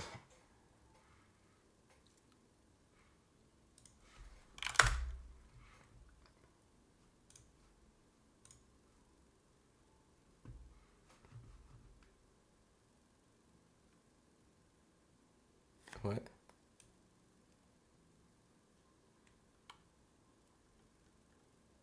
Oh, is it mandatory? Yo, I don't sound like a casual. And I'm not saying like I know the small weight class is like a G, right? I'm not gonna be in here like, oh, that's such and such, and you know, and this easy word. Like, I'm like, who the hell is that guy? I just want Conor McGregor for a second. Who the hell is that guy? Well, let's see. He said it was his mandatory. He sounds like he has an Australian accent. So, let me go with the chat real quick before I go down. We'd love for him to go to 130 and fight Tank. Guys, talent's there. But imagine if Tank landed that shot on Inoue. Just let this man be great, you know? Just let him chill out, man. Chill out, man. Chill out, man. Just let these guys be great. Like, let's not, you know, let's slow down, man. And I'm saying that as in Tank is, if not equally, and even if he isn't as skilled as Inoue, if you feel that way, the man is bigger and has a fucking punch. So, Pugilism says keep him away from Tank. I made a $50 profit, would prefer to upset, but glad it stays. Yeah, man. But not on I agree. Let this man just work and let him be great, man. Let him be great. You know? I know the money fight per se is Tank, but he's making good money. Naoya Inoue lifted the ban for a cheater and still crushed it. That's that, and this is what this fight was really about. It was really more of a redemption. And he's gonna be loved for that, right? And think about this. The whole idea of he needs to come to America. That's a fight that's going to keep the Japanese fans coming out and spending the most top dollar. He did $55,000 at the Tokyo Dome. Think about this. And that fight was personal. That was a personal countryman fight. They had a man who failed a drug test against one of their countrymen, came overweight against a countryman, and they banned him. You're not allowed to fight in Japan. You are not allowed to ever come back here and fight. They lifted a ban for Inoue because they felt that this is the man that's going to give us closure for us. And he did it. What do you think that's going to do for him there? You can double the tickets in Japan from the prices that night. They will come out because he's becoming slowly a country hero, right? This was a personal fight. It was very personal. And the drama being dropped gave everyone this little anyway, you can lose to anyone, but not to this guy. Not this guy. You can't lose to this guy. Please, anyone but this guy. It was drama. They felt that. But then when he got up and made that adjustment, I'm telling you, man, he's a top seller over there, man. Top seller, man. The man's the money man over there. Inoue versus Bivol, let's go. Oh, my God. That's the fight. Eric Cruz, what up, my brother? A lot of drama and excitement, man. Good seeing you, man. You ever going to come to one of these fights so I can say what up to you, man? I haven't seen you for a minute. Never mind. Let Inoue versus Tank because I really want to see Bud versus Canelo. Who had better competition, Inoue or Crawford? Neither of these guys can control that, but it should hold on to most weight. And it's going to be Bud because regardless of what people's opinion of Spence is, Spence was considered a top 10 pound for pound guy, right? And there's no shade to Inoue, right? But he was taking a guy who was by odds, yes, he was the favorite slightly, and he destroyed him. And when you have a performance like that on the biggest stage, and it's, you know what I mean? And I think when you really look down to it, you know, Inoue had a fight for kind of certain fights based off certain circumstances. I think the Fulton fight is extremely underappreciated, you know, because I think Fulton is a top, maybe at that time, maybe a top 15 pound for pound guy. And so, but because of Spence's position and what have you done for me lately, you know, I'm just going to give it to Crawford. You know, I think Crawford has a little bit more of a, you know, sexier name. But, yeah, they're showing on the board, like, this dude Inoue has pretty much cleared the top, almost top 5. You know, MJ is right there. So, I mean, yeah, dude. Inoue's that guy, though. Difference, Bud doesn't have Venado Lopez in between Canelo. Like, Inoue got those names between Tank. I mean, I guess Fedor would be the Espinosa. And Venado would be like,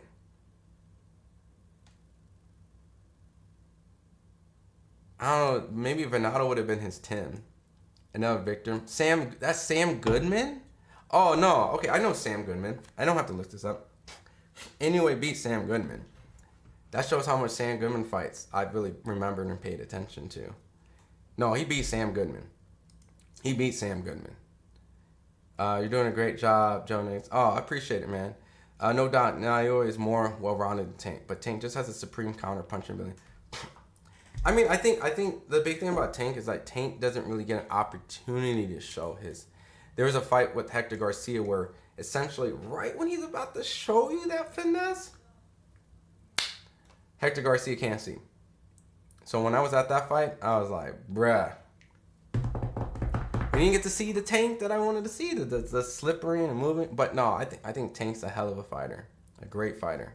Tank is unrealistic fight for Inoue. The guy's relatively small for 122 and can bulk up so much to stay coordinated. That's like Tank fighting Bud or Fedor. Yeah, I just want.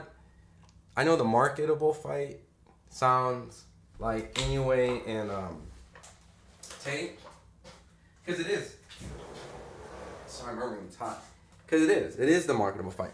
But when you really want to break down, you don't want to just throw these guys into weight classes just because of names. Like there's a reason why he looked good against Nery, because he was getting acclimated for this weight.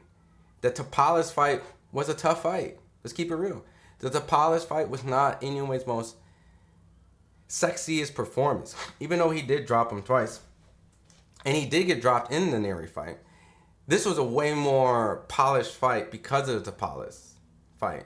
So you got to let these guys get acclimated. This guy just got in the division last month after just jumping into it. I mean, not last month, last year.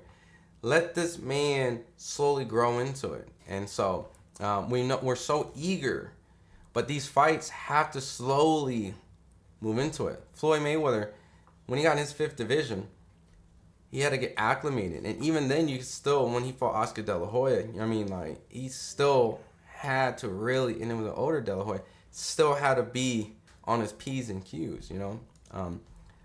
Canelo washes Bud. Bud's too small. Tank needs to move up and fight at 140, not stay at 135. Him and Shakur need to fight. That's the fight. He can't go to 140 until Shakur and him fight. What Devin failed to do, what Naoya did, Brian, that's what I'm saying. Like, that was pure poise, you know. When you, in this boxing, it's okay when something doesn't go your way. It's okay. But it's the adjustments you make, right? You have to have multiple different levels and different type of elements to yourself than this one-dimensional side. And Inoue can be a bully, but he can be a slick boxer and he can move, right? And he can be patient. And that's what you want to see. Guys to turn on different switches and turn this one on and turn this on. And so Lee Wood knocks Inoue out. Hey, Angry Casual fan, I don't want to say that's your name, but that might be your name. I'm just messing with you. Nah, I got Inoue. Monster's so overrated. Oh, D1 Boxing Edit, what's up? Monster's so overrated, but I think I know why. Did you hear Tim Bradley saying things about Monster that were completely mythical and not even close to being done in the rain? Holy shit. So I didn't hear the commentary, right? I had the audio off, so I can't really compare, right? I did see, if I want to be critical, right? I want Inoue to be patient and poised at all times. Not because he got caught and he realized, right? Because that could have been the end of the fight. I want him to be, I want to say a slow starter, but I love guys who are slow starters because they download, right? And when those guys download the information, they don't put themselves in positions like that. And then when it's time to turn it on, they turn it on. And Inoue has that in him. He just, maybe it was an emotional fight, right?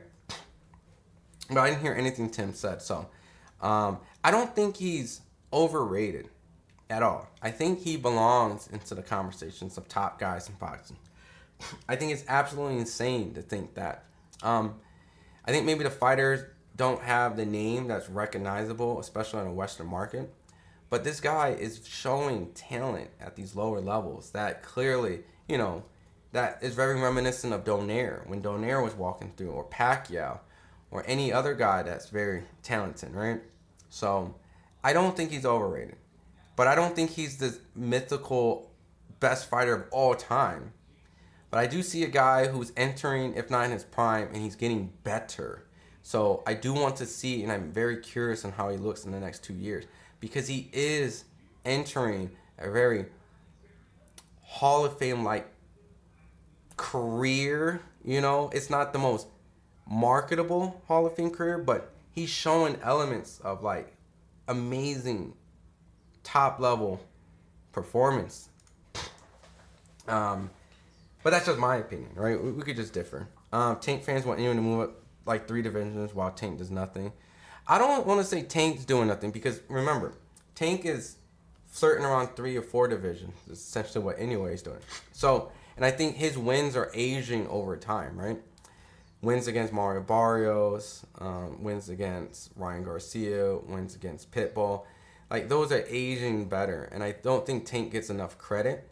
And I think the way that how he wins, like the opponents he faces at the time, is essentially not like ideal. I mean, I think there is a double standard when it comes to Tank personally. But I like Tank. I like Inoue. But it's not too small. Once he undisputes 154, he'll make his case for a retirement fight for both Canelo and Bud. He wants Canelo. Nah, Tank better go down to 130 or lower at catch weights for sure. I think Tank and Shakur just needed to happen. Like, that's the fight. You know, I don't really want to hear anything outside of that, you know. Naoya Inoue versus Luis Alberto Lopez. That's a good fight. How is Inoue over when he's beating up the competition? Yeah, I don't think Inoue's over. He got knocked down in the first round. Lethal Lee Wood walks Inoue down. Inoue got exposed. I like your humor, man. I'm starting to understand who you are a little bit. Spence been overrated weight bully. I don't think Spence is overrated. I just think that Crawford kind of has more tools in the toolbox, you know. Naoya Inoue versus Alberto at the featherweight division. That's a great fight, Keon. Lee Woods has been knocked out twice. Nobody praised Figueroa like this when he KO'd Nery. I think you make a great point when you talk about the double standard, right? Because if Figueroa knocked him out, right? Because Nery is coming, like, he's the residual effects of the Figueroa beatdown. I think he doesn't get the praise as much is because I think, and I'm not saying Inoue gets praise, right? Like oh, this is the greatest one. It's the consistency, right? Figueroa is a big guy, arguably, you know, he was big for Fulton, right? And arguably, hear me out, arguably went tick and tap for Fulton, right? So at this point, it makes you sit here and go, all right, well, Figueroa beat Nery, and he beat him with ease, and he ain't get dropped. Well, then let's talk about Inoue versus Figueroa then. That's a more interesting fight than just throwing him the tank. Inoue versus Brandon Figueroa, right? Because you got to think about it. If he went tick for tap for Fulton, and people felt that fight was disputed, right? It could have went either way, right? I thought Fulton won, but I'm cool with Figueroa winning that fight. So, okay, cool. He beat Fulton, allegedly, right? And then he beats Nery. Fuck it. Figueroa is asking for Inoue. So, Inoue and Figueroa is a great fight, I think. And that's a more realistic and fair fight. And a fight that prepares Inoue for Tank, right? That's a big boy. It's a big 126.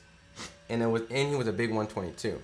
So, I think the only reason why he's not going to get praised because they were in, if not around the same weight class. And Figueroa's a big guy. So,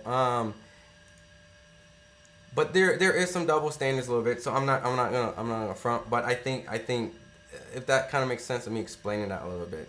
But I think that's a really good fight. I think we can't overlook that fight. I like that fight actually. But Dev was not exposed. He would go to the gulag. This clown's not ready for Tank. If anyone fights in Australia, he's gonna get robbed.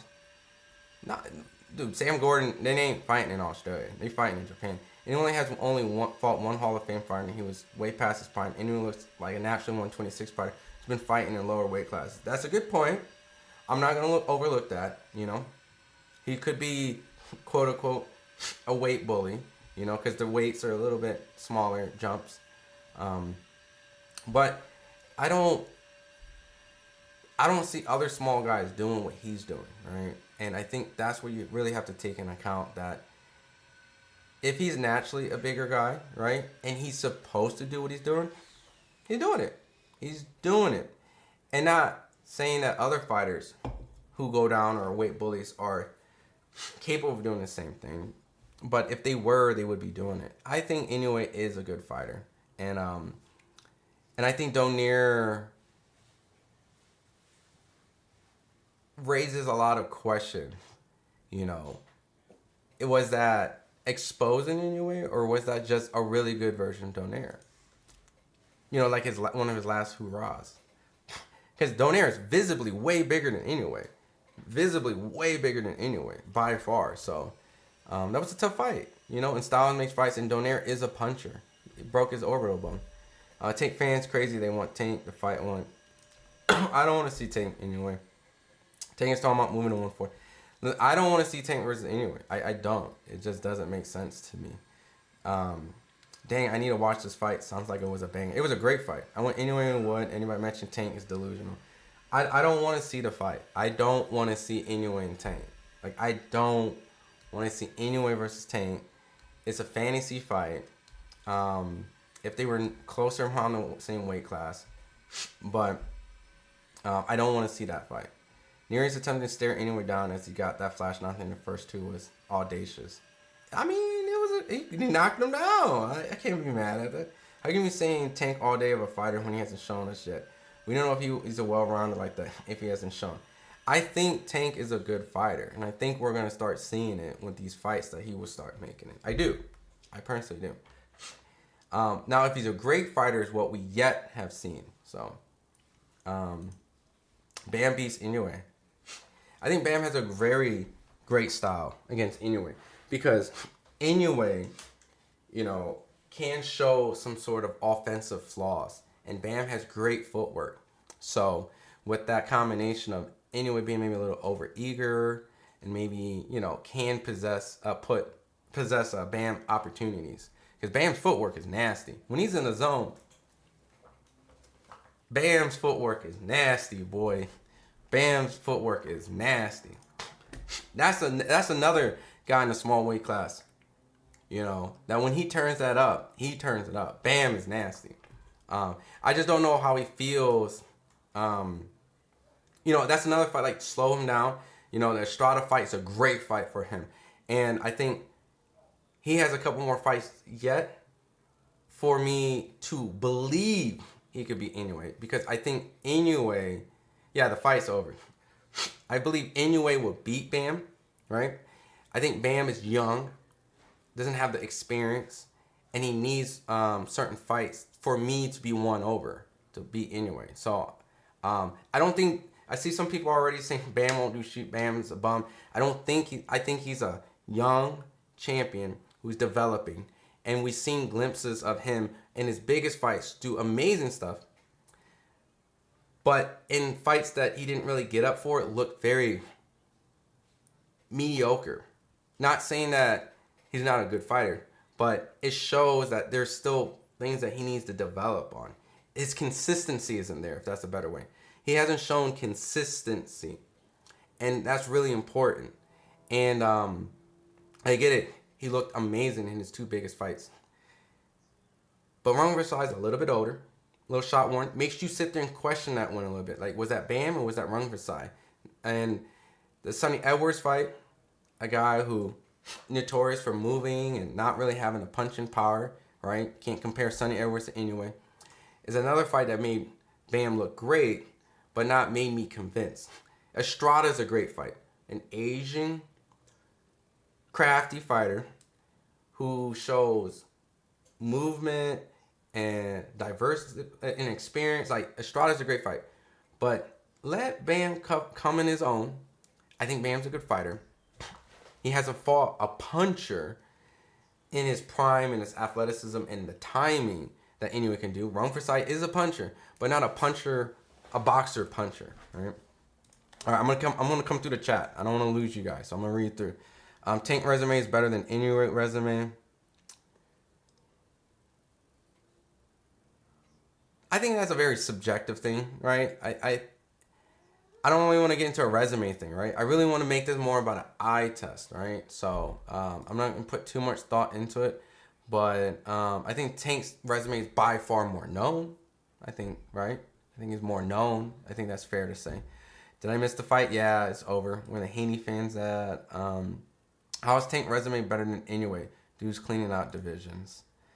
King Gemini facts. People are unreasonable and they don't know what the fuck they're talking about. Oh, yeah. Any updates on Devin's jaw? It's fine. His jaw is fine. I think MJ would have been a better matchup than Tapales. I don't know. I don't know. One thing I do know is that a slick defensive mover gave Inoue some problems. Inoue isn't overrated though. He's tough out for anybody who's even climbs up. Yeah, I agree. It both make you think Inoue's resume is better than Tank's. Okay. Yeah, I just want to make. I'm literally just doing this eyes test. I'm just eye testing stuff, right? Because belts can be very manipulated and moved around, but at the same time, belts can also show that you clean out the division. You fought who you're supposed to fight. So, but I think we can have a conversation by just eye testing, right? Lift Bam whooped ass rebrand. They banned him again after that. Like, all right, you can't fight here no more. I got to see him in the United States under our testing, fighting a top fight over here. Before I say the greatest, because that's what they're saying on the broadcast. Yeah, I don't think he's the greatest, right? I think calling anyone the greatest in their professional fighting career, you can't do that, because I think you have to let someone's career completely pan out before you can actually assess where he belongs at all-time greats. So I agree with you, D1 Boxing Edits. Oh yeah, and hashtag JBT. Yeah, shout out you guys, man. You guys put in work. Tank's resume is holding up too with bars, but yeah, you know, Tank is I think he's underappreciated. Anyways, moving his way into his 5th division, right? He hasn't moved in the 5th division, but by that statement, he'll be eventually if he does move in. Tank for Hector Garcia, Ryan Garcia, now Frank Martin, 2 of his last 2 fights, 3s. Southpaw, who do you think Tank's fighting Southpaws to get ready for? Of course, he getting ready for Shakur, baby. He getting ready for Shakur, man. That's the fight that we all need, man. That's the fight. That's the fight. That's the fight we need, man. Don't get me wrong, Monster's a great fighter, but Tim Bradley called him one of the greatest fighters of all times too early. I like to see Inoue moving to fight guys at 130 with bigger names. Yeah, I think it's premature to call anyone one of the greatest, especially if they're still in their athletic prime. I understand maybe when people start feeling that way about Terrence, because Terrence is more on the retirement side, or like Canelo, or like, because you're starting to see the exit. You don't see the exit with Inoue. So like, let someone's career pan out. You know, like when people are saying like Floyd's one of the greatest of all time, and that's after the Pacquiao fight, you know, you can comfortably say that because he's like in his retirement mode. So, all sound like excuses for confident Tank fighting on his terms. Unlike Haney signing up to get paid for disadvantages. Timothy Bradley says a lot of BS. Don't pay attention. Did Inoue get dropped? I didn't catch it. Yeah, Lala. He got dropped in the first round.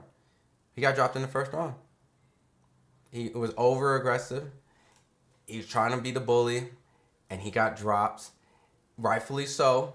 You know, I don't want to hear no excuses. He made a bad game plan, but the compliment is recognizes his game plan was wrong, and then turning on the right game plan. So, anyways, a Hall of Famer already. Numbers don't lie. I think he will get into the Hall of Fame. Knowing how like voting and boxing Hall of Fame and how the people in it, like I already know how this works. He will get in the Hall of Fame. Trust me, he will get in the Hall of Fame. It's a good old, you know, they like who you like. They like who they like, right? And that's really important to understand. That that's really Hall of Fame induction work. All right. So being realistic, he will get in the Hall of Fame for. But I think he merits like a really good small fighter. I don't see why not. Naoya Inoue is better than Devin and Ryan. No, you the Rick Laser.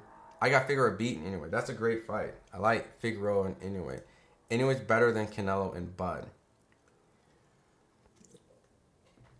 If we're going off eye tests, I mean, dude.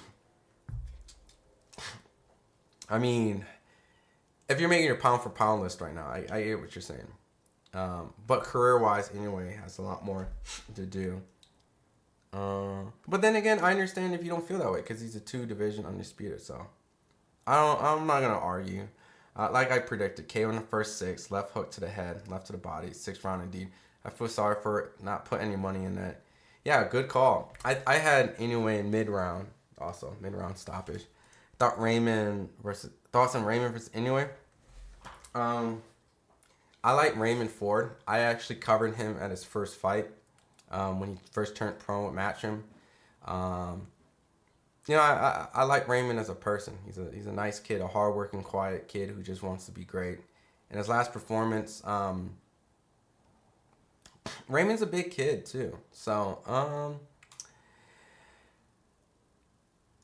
that's a good fight. I might favor Inoue, but you know, I don't know what Inoue's size when he caps out, right? Like that's, guys, remember, Inoue is great at his size, but he still is kind of filling out and getting acclimated. So I don't know where he caps out at weight. So skill for skill, I think he's better than Raymond, you know, but weight plays a factor in all this. We got to watch Inoue in 2016. It's been a blessing to witness him succeed. Yeah, he's a great fighter. It's a great journey watching him. But the whole Raymond Ford and Inoue, I think, just comes down to weight, right? I have to see where Inoue starts to get uncomfortable at when it comes to weight.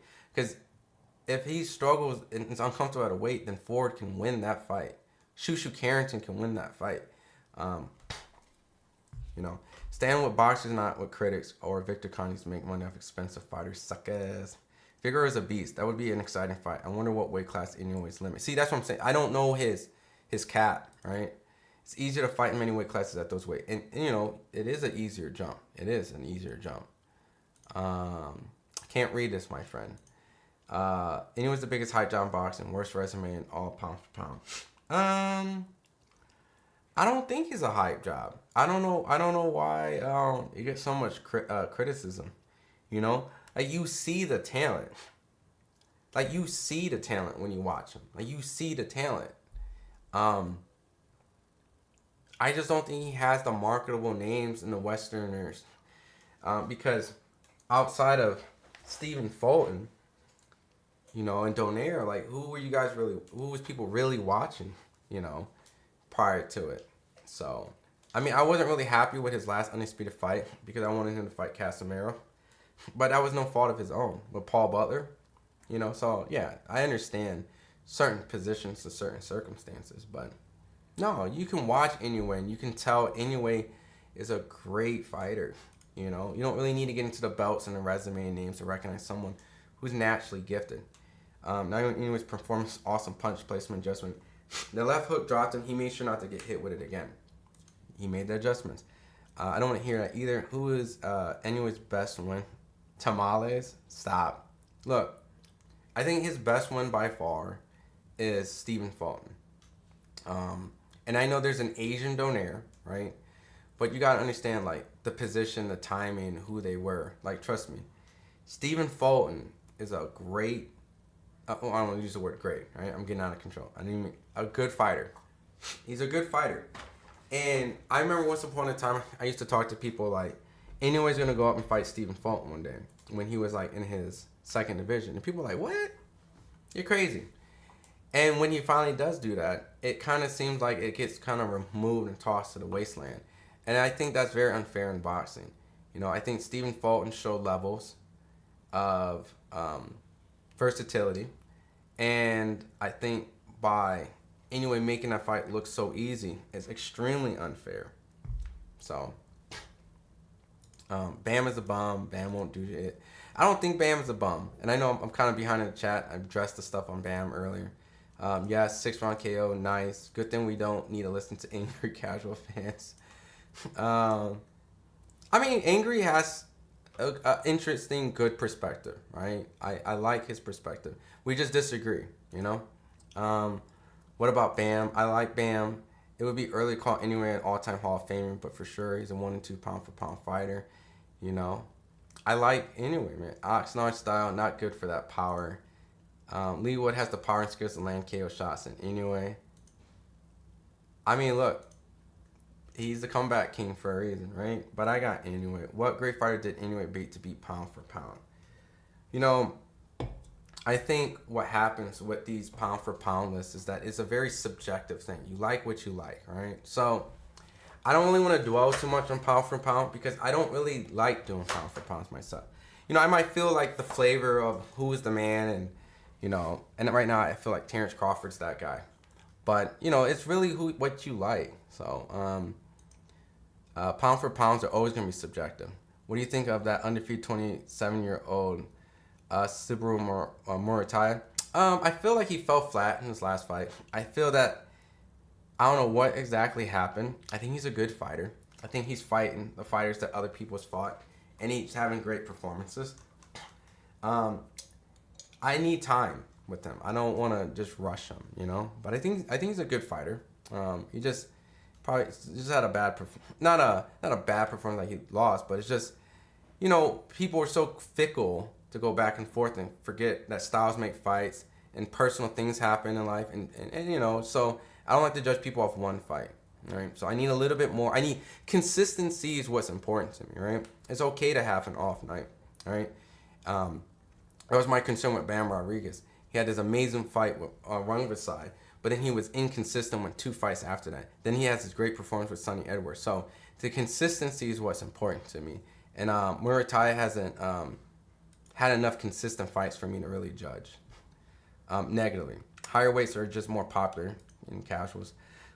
Loma Chan's a natural 126 fighter, fighting at 135. How about Inoue and Loma meet at 130? I want to see how Inoue. Yo, I'm cool with that.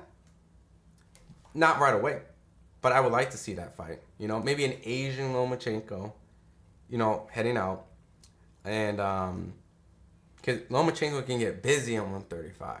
He can get busy on 135.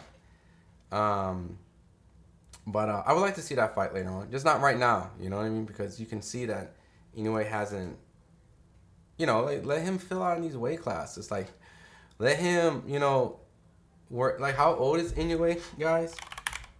Naoya Inoue is 31, so he's entering his prime. So, you know, he's relatively still fresh. So, and technically in these small weight classes, he's considered old. These guys at these weight classes, they beat the shit out of each other. So he should be expiring technically. Loma versus Monster, you people are fun. I don't want to see that fight now. I would like to see that fight when Loma's like aging out and Inoue's entering, like, you know, his, you know, but not right now. Loma's busy at 135. I like the sound of it, like you said. I like the sound of it. I just don't want it right now because Loma get busy, y'all. Loma be getting busy at 135, man. Don't be sleeping on Loma, man. Who won? Inoue won. 2 different weights. Just because resume is more well known doesn't mean a resume is better. That's almost impossible in comparison as different weight classes have different types of fighters. I agree. It's just his last 3 fights that made Inoue cycle through his gears in fights. Simple as that. Higher weights aren't just more popular. It's more worth to jump weight classes and do well. I think that's a good standing point. And I think it depends on what weight classes you're jumping in between. Right? But, you know, it's subjective, right? I think bigger weight classes are more popular by far. I think that is. And I don't think, like, outside of Inoue right now, who was the biggest no-name smaller fighter? Like, name all the big names under 135 in the last 30 years, right? You know, just name them. When they were in that type of, when they're in that, not saying like Floyd moved up, De La Hoya moved, yeah, we get it. But they became more popular when they moved up in weight, right? I'm sorry, I'm just reading some chat. They became more popular when they moved up. But think about it. The guys who were like 115, 118, like name the most popular guys around those weight classes. It's really hard to, especially on the Western side, right? All of you stand proud of the names without actually watching the fights. Agree. Inoue's putting his opponents in retirement mode. Inoue versus Figueroa is a good fight. I do like that fight. Inoue's a great fight. Inoue didn't pick Donaire to fight. They fought in a Super 6 tournament. Donaire was actually champion when they fought. So that he was way past his prime is BS. I mean, he was fighting the man he was supposed to fight. I agree, Larry. Like, you can't choose your opponent. Like, that's the man, right? Now, I understand that Donaire didn't really win his title in the most sexiest fashion. It was actually more impressive than when he fought Ubali, in my opinion. Because I think, what was it, Ryan Burnett? Wasn't Ryan Burnett? Jeez, it's so long. Ryan Burnett was in that tournament, and there was some like weird stuff going on. Yeah, right. Ryan Burnett he had an injury in that fight. All right. Burnett sustained a back injury, takes a knee in the 4th and retires at the end of the round, leaving the ring in a stretcher. Yeah. So that's how Donaire won his title. So let's be fair. Donaire didn't really win the title in the most sexiest fashion. When he beat Ubali and then they unified and they did their rematch, it's more impressive. But no, in hindsight, now that he fought Donaire then and what Donaire was later to do, that aged better. But going into the fight, beating Ryan Burnett the way that he did, because Burnett later retired because of that injury, isn't really, a great. But that wasn't his fault, and he fought who he had to fight. So yes, Inoue will obviously be favored because the way he handled Fulton and how Fulton handled Brandon. Um, Even Angelo Leo would be a fun fight. The way he's holding down Pro Box. Yeah, I like that fight. But you're not going to get credit because of the name, right? And Angelo Leo is a guy that lost to Fulton very decisively. And Angelo Leo is a guy who won a vacant title and then lost it immediately to Fulton. Inoue won, Rod. Figueroa has a good resume and a size advantage. I think he edges and beats. That's a good fight. Like, that's the fight we should be talking more about. Inoue versus Figueroa more than Inoue versus Tank, realistically, all right? Nery got folded so hard. Yo, shout out to the Cowboy Bebop. The Faye,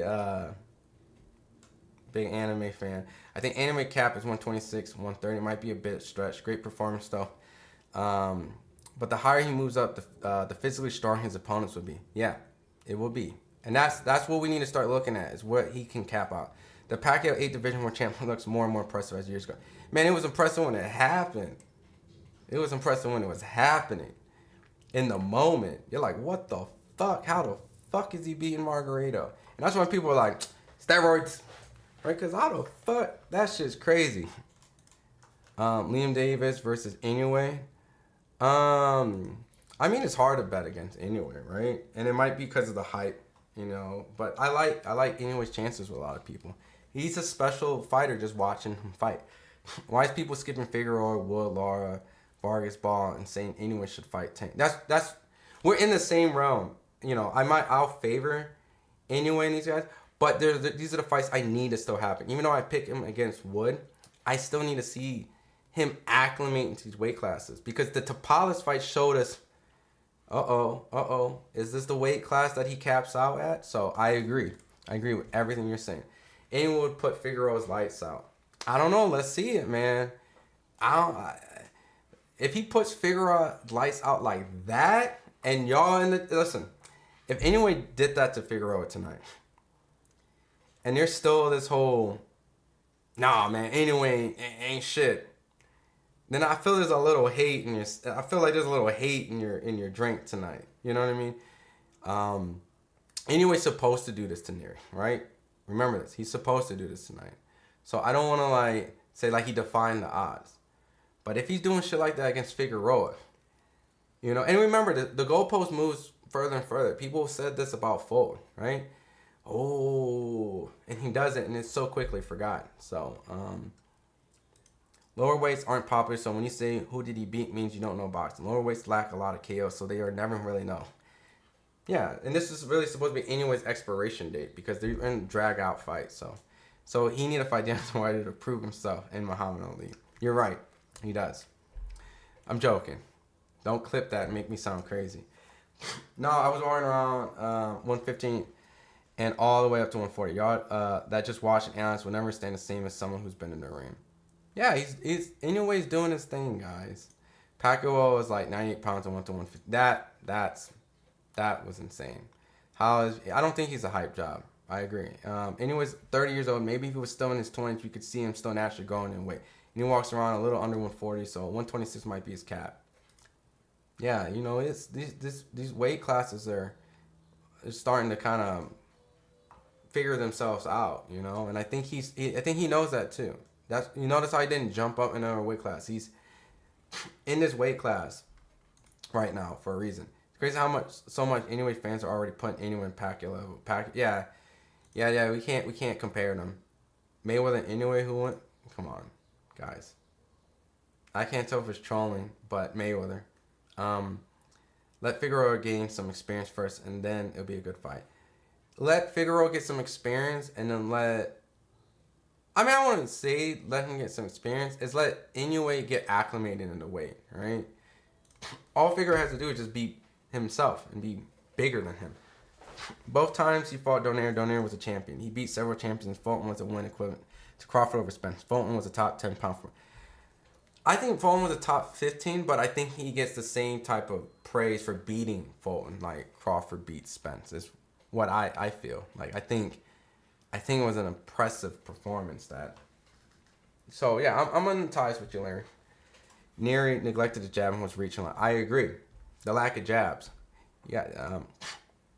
Who says that anyone won't retire in the next year? He's already 31. He ain't gonna retire. Like David Morrell, I don't have to look at his resume. He's super good. That's a good example. David Morrell. You can see something special in David Morrell. Lots of YouTube boxing channels saying Inoue was ducking Fulton or would get beat by him. That was one of the easiest fights. You know?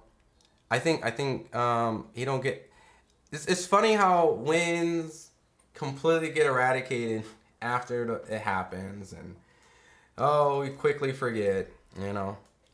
Roasted Tomas. Yeah, that's fucked up.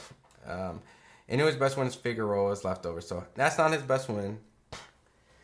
Nery's not his best win. You know, he's supposed to do this tonight. You know, if anything, he kind of underperformed tonight when you think about it, because he shouldn't have been dropped, right? But it's boxing, right? Pate beats Inoue and Crawford beats Tank. I think I would favor Tank over Inoue, and I would favor Crawford over Tank. I would agree. Size has a lot to do with that too. Of course, Mayweather. You didn't see Floyd versus Tension. Just stop the easy comparison. Still plenty. Oh, okay. What if anyone wants to retire after his weight class? Then I think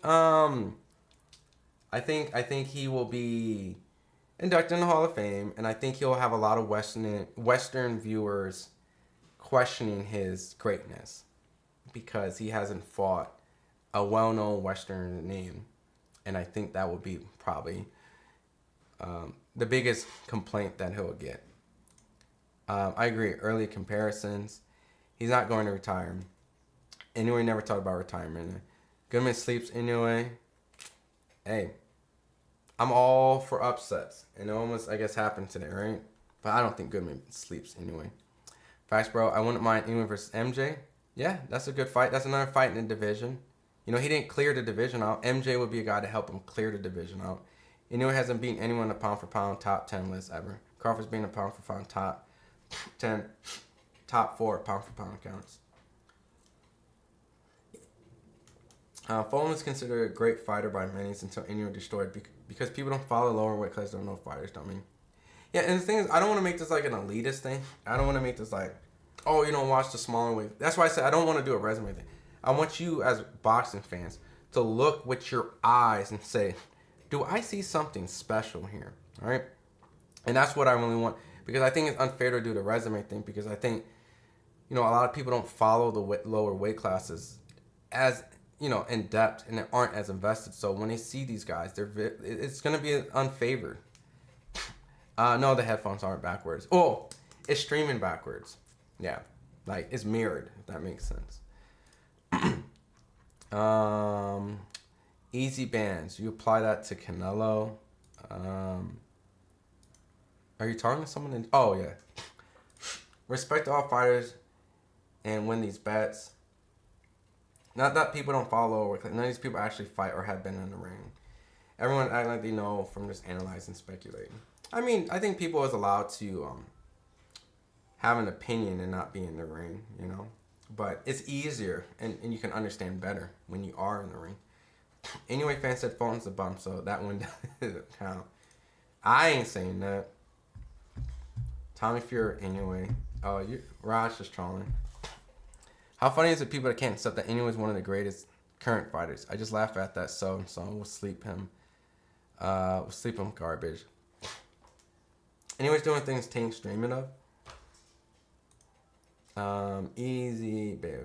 Fulton was a top 10 pound for pound. I had him as a top 15, but it's the same result when you beat a top 15 guy like that fashion. Anyway, Undisputed wins were against Tapales and Paul Butler. They both got KO'd before Inoue beat them. I think Fulton and Donaire is his most impressive wins. Let's be honest, if Inoue was American, y'all gonna call him the greatest. Lomachenko is 36 and can't move back down. That's true. I don't think he can move back down. J. Paul Inoue. Rod is asking the real questions. Yeah, Rod is asking the real questions the fans want to know. Someone said Rod's asking the worst questions. Anyway, Shakur. Once again, let him climb in his weight. Please no more Shakur gets smoked. Nah, guys. Let's not do this right now. There's weight classes in between. Inoue hasn't shown that, to my opinion, can hang with the 135 boys yet. So I don't want to entertain or think it. Skillfully, on paper, does he have the skills like these guys? Yes. But can he beat the guys at their natural weight coming up? I don't really want to talk about that stuff. Like, you know what I mean? Like, this is what I want the people who really want to, like, get invested into boxing. When you look at skills, right? I gotta think of a good comparison, right?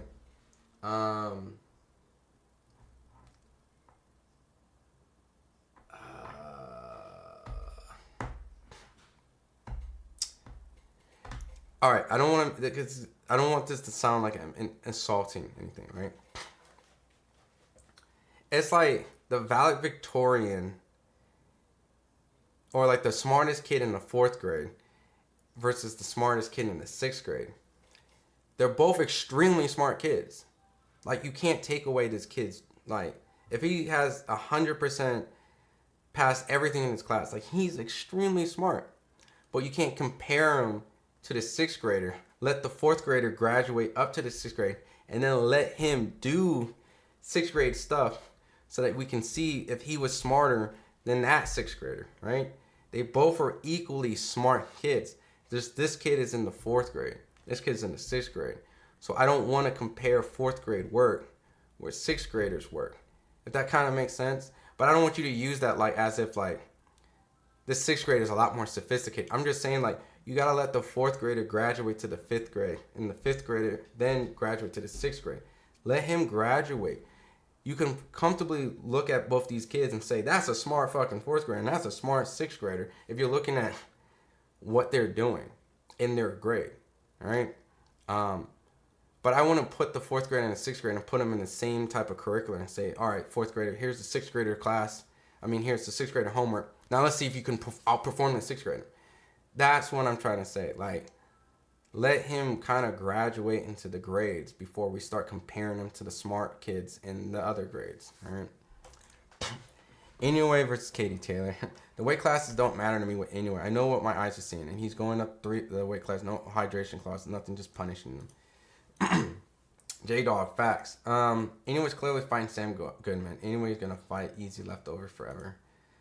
135, 160 are the most competitive weight classes. That's the average weight for humans. There isn't any competition quality with the lower little guys. I see what you're saying. Like, the talent pool is thicker. That's what you're saying. All this talk about capping weight classes. Meanwhile, Manny jumped in. Yo, stop with the Manny Pacquiao shit, man. That shit's unbelievable. Can definitely see Bob send him Inoue versus Loma too, though. Loma weight classes cap is 135. He can catch weight between 126 and 130 versus Inoue fans. Inoue versus Valdez is possible, but not Tank and Shakur. Stop it. That would be it. And I think that would be a tough fight, you know, because of weight. Inoue versus Tank would be full of clauses. Behalf of Tank ain't interested in that fight. The clauses would be for Tank, really, because he wouldn't need to put clauses in anyway. None but haters are usual in the comments. Michael Cabral, Roberto Gonzalez, Morales, McKinney, Barrera, Junior Jones, Pacman, Chocolatino. I can go on. See, so when I made that statement, Larry Thomas, none of those guys in those particular time when they're in that weight, when like Pacman became a superstar later, and Eric Morales and Barrera had their nemesis, right? I don't think their first fight was on pay-per-view. So, and it wasn't really built up like that. Those are great fighters, Hall of Fame fighters. McKinney, Michael Cabral, like Hall of Fame inductees. But they weren't the superstars on the Westerners. So a lot of people don't really know about Michael Cabral. McKinney, great fighter. Junior Jones. Humberto Gonzalez, like amazing fighters. It's just they didn't get the attention like they should have.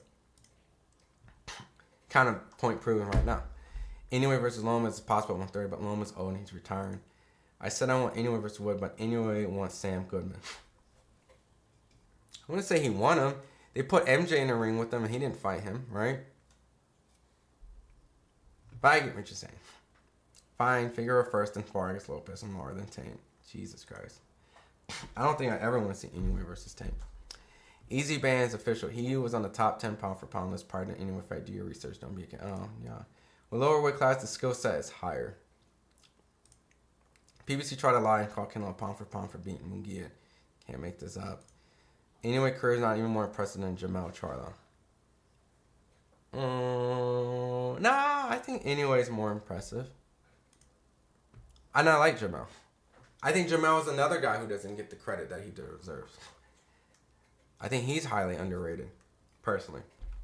PBC Live, ring magazine tells that often. Why is Inoue going to fight? I hope not. If it's a mandatory, then that's just a mandatory fight. I got Bam and Ray Ford beating Inoue if that somehow happens. Respect, 23. Fulton was good. He just wasn't great, like Nery this morning. I think Nery fought better than Fulton, even though I think Fulton's a better fighter. A lot of people think Figueroa beat Fulton. A lot of people did. I'm not gonna lie, a lot of people did. I'm here. Let's go. What time the Inoue fight? It's over. Don't do this. Don't come in here and show me. This chat's tripping. Inoue versus Akhmedov. What are your thoughts?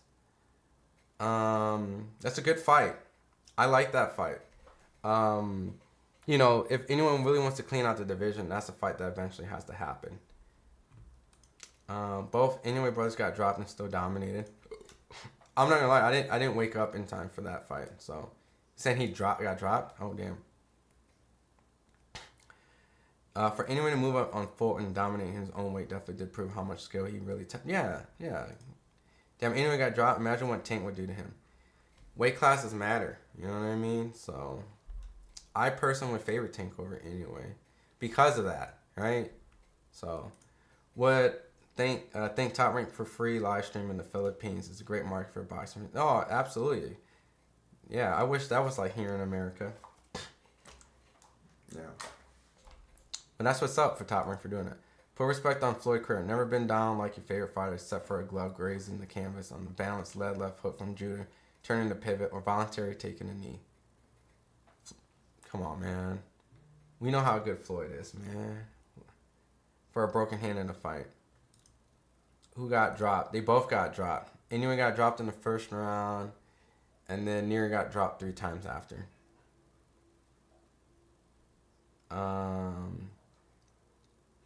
Let's see. And still finished the fight with a broken hand. The fact that we're asking a 122 pounder to go up and fight Tank when Tank don't even want to go up 5 pounds and fight a 140 pounder without rehydrating clause shows how great Inoue. Yeah, but I think it's unfair because I think Tank's jumps is a little bit more, and I think Tank's opponents are big for that weight class. Think about this, guys.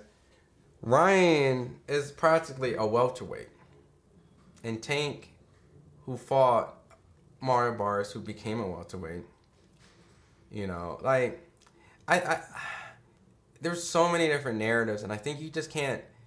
I think the problem is you can't take everyone's career and compare them. You just have to take everyone's situations and compare them.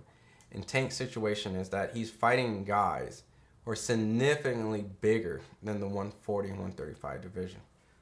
By far. And that's why you got to give Tank credence. You have to give Lomachenko credence. You have to give these guys because these guys on their circumstance are fighting big fucking 135 pounders. So I think when you look at it, when people did the Tank versus Devin Haney, and like, oh, Devin needs to come down and fight 135. Well, he would have been weight trained. Tank needs to go up to 140. Tank would have been a significantly smaller guy to a way bigger guy. So I think certain fights might not get made because they're in this no man's land. So yeah, I think that's unfair. So Jamel sucks? Nah, bro.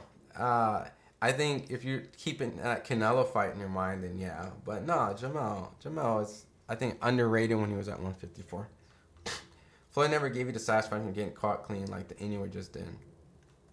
He didn't. He did not at all. Floyd did not. Fulton lasted into the 8th round at least. I think Fulton fought a bad fight. I think Fulton should have, did what Tapales did. 126 Loma would have stopped anyway. Damn. Maybe. Because you got to think, Loma at his early youthfulness and anyway entering what might be around his cap, possibly. Now you a Rick Laser. Are you calling me a Rick Laser or are you talking to someone? Stand with boxing, you stand with the current hype. If that's what what you got against guys earning their rank and standing on it. I don't know if you're talking me specifically pugilism. I'll read. I see a couple more. So, Nery got slept in the 6th round. Yeah, he did. In a dream fight, Inoue would be more cautious with Tank. He would have to be. What the fuck? Yeah, he won't be lazy. Like, I don't want to see that fight simply just because I think Tank would be too much. No one's asking for Tank to fight Inoue, y'all. Inoue's a little man, dude. Tank. It's just like someone said it best. It's like Inoue the Tank to Crawford. Like, I feel like that's kind of the same. Nah, just respect all fighters, even Inoue to Haney and Ryan. You the hype. Oh, I think you're talking to someone in the chat. Yeah. Y'all do understanding both fighters have to abide the rehydration clause, right? But I'm saying is it makes no sense for Tank to give Inoue a rehydration clause when he's already in the advantage. It would be Inoue who would have to stress a rehydration clause for Tank. Even Pedraza was way bigger than Tank at 130. Yeah, Tank is a small guy fighting big guys. I don't think Tank gets enough credit. I think this is the irony, right? This is the irony. I have a flag saying Inoue don't get enough credit. Give him the eye test. And then I'm also doing Tank don't get enough credit. Give him the eye test. These two guys are great fighters that probably are not getting the credit, right? I think one has more belts to show it, and the other guy doesn't really care for the belts, right? But he can fight the guys who have, he can make those fights. When it comes to Inoue and Tank, I'm waving these two flags. I think Tank is just too big for Inoue, so I just don't want to see the fight. They can coexist without fighting each other. But yeah, a lot of these guys are bigger than Tank. A lot of guys. So I agree in casual. A lot of these guys are. Inoue versus Tank, interesting. You can say Tank is too big, but his style is counterpunching. How we do it, Inoue is fast in and out style, light and hand speed. Size matters, but I think people don't understand how good Tank's speed and timing is too. And if he's the bigger guy, he's gonna be the bully. Not saying that he will not respect Inoue's power, but I think people don't understand how sharp Tank can be too. So what you truly got against the mediocrity in boxing, you hype, Glazer. Guys that are earning their ranks and standing with it. I can't tell if this is... I can't tell. Peter, can you put a comment if you're saying I'm talking to you so that I'm not misdirecting? Because I don't want to ignore your comments and questions. What you guys got... what you got against guys earning their rank and standing on it? If it's, I'm gonna answer this as if it's towards me, like as if guys like, I don't know, I really don't understand the question, and it's not me dodging. I really don't I guess understand, because I don't understand if it's towards me or not. You're right, because Nery did best every other fighter but getting his own knockdown. So we're always going to give Tank the size excuse. Then he has to stop calling these guys names. The fans not giving anyone the same leeway that Tank is getting. Everyone wants him to keep going up. I think they both have the same criticism and the same respect. Oh, okay. Now going back and forth. Okay, yeah, I just want to make sure, because trust me, I don't want to duck the smoke. Like, you know what I mean? I have no problem giving my honest opinion. So I just want to make sure I'm giving each comment the fair, how to say it, time, right? I don't have no problem giving my own opinion. All right. Because I was sitting there like, yo, man, what's up? Pug, man, you going at it? I thought I explained myself thoroughly. Inoue should fight Akamada next and fight Luis Alberto and Ray fight. That's a more fair kind of trajectory for Inoue. All right. I would like to see Shushu versus Inoue. Yo, I just talked to Shushu the other day, Jeff, and he wants the Inoue fight bad. And that's just one of those fights. I think Shushu's a great talent, right? I just have to see if Inoue can, make those type of weights. Not against Inoue. Given respect, never discredit a guy. Floyd got caught clean by Mosley and a few other guys, including Zab Jr., if I'm not mistaken. Absolutely. He absolutely did. Inoue was sleep Tank. Anonymous Gaming. I don't see that. And it has nothing to do with me not thinking Inoue. I think Inoue, by far, skill for skill, might be better than Tank. But if they fought, I got Tank probably obliterating Inoue, to be honest. But he didn't go down those vicious 2 shots against Mosley when the energy bars are in full green second round. But down adjusted and never looked back.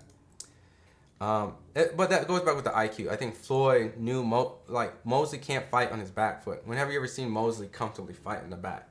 And I think Floyd knew that, and that's why. And that's just the IQ, Floyd. I eat these shots. You can't fight on your back foot, mother. And so he just knew. And that just shows Floyd's IQ. He bullied Mosley, and Mosley can't fight on his back foot. No, not you. The chat, they keep bringing up Ryan here. Hopefully, Nery can find the left hook in his future and fights. All respect to him for not being scared to stand and bang with Inoue. Yeah, no respect to Nery, man. How many times have you seen Inoue go down like that? None. So that was the first time. Maloney dethroned a kickboxer, lost WBO bantamweight title in the co-main event. Yeah. What's funny about Maloney is that the criticism I had about Maloney is what he did in the 12th round. And I wish he had more of that in the fight.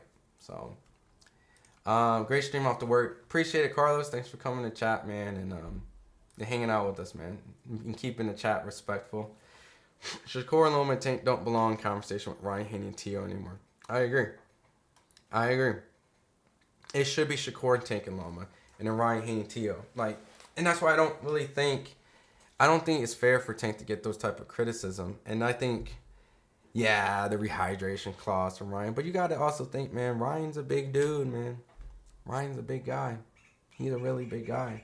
So you got to kind of somewhat even a playing field because Tank is in his 3rd weight class and Ryan can't even make ideally 135.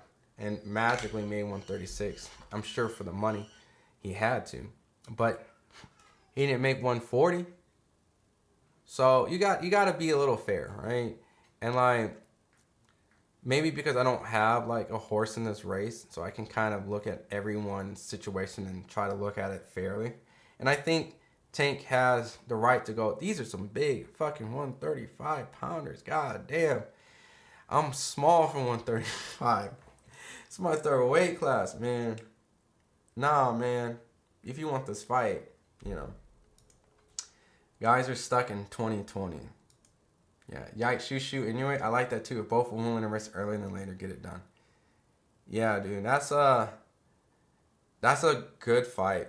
I know that Shushu does not have the championship experience, let alone what it feels like to fight on a big stage. And Inoue's way more experienced. But that becomes, once again, a fight where I like what I see from Shushu, and his style and his weight and his skills might make it hard for Inoue. Maloney lost to Takeo an 8-0 record. Yeah, that ain't a good look, man. Who you got in Fury? Usyk? Fury looked like shit against Francis, but I still got Fury. But if Fury brings any of that Francis energy, he's losing that fight. By far. And I think styles make fights. I think Francis, right? I think Francis is a guy you don't want to fight on the inside because he's an MMA fighter. So he's used to clinches and punching and stuff like that. So I think Fury style, who likes to lean, kind of fell into the trap of a Muay Thai fighter, right? Because he had to study Muay Thai. So I think Fury, if he just boxed on the outside and leaned it out, could have won the fight. But I think him coming at him, I think because he's a boxer, you want to beat the shot of the MMA guy. I think, and maybe he underestimated him. But or my last theory is that those 3 Wilder fights took so much out of him, he ain't the same. And when he gets punched by a puncher, he goes down. And he always been going down. You know, it's not like Wilder's the only one that dropped him. But maybe those Wilder fights are starting to take a toll on him, right? So, by all means, Joshua, by all odds, looks like the best heavyweight right now, the uncrowned heavyweight champion. But Fury and Usyk, I got Fury. Safe pick. I wouldn't be surprised if Usyk won, but safe pick. In fact, Inoue's more skilled fighter than Tank.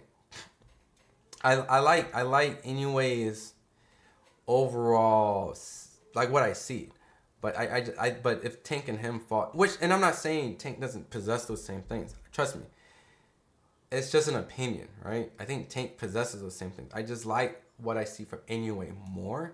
But if they fought, Tank would beat him. See, that's where you lose me. You keep saying these guys are bigger than Tank, but he gets all the love. Meanwhile, Inoue has to go up to 130 and fight Tank to be fully respected. Oh, okay, Jay, you're talking something in the chat. Because that's not how I think. I never want to hear any criticism about steroid use in comment sports. Y'all love the drug cheats, so don't complain when Devin, Shakur, and ETC start juicing too. Thanks for the stream. I enjoyed the Inoue free live stream. Appreciate love from. Hey, I got love for the Philippines. I've been there before. I love the food, the people, the culture. Yeah, so shout out for you just showing up from the Philippines. We worldwide in the chat, so yeah, feel free to come in anytime, man. You know, we only talk boxing in here. To be honest, when I saw Fury sleep in the locker room before the French fight, I knew he wasn't taking him serious. Yeah, so he better take Usyk serious, which I think, and I'm pretty sure he is. That's cap. Inoue doesn't do anything better than Tank besides jab.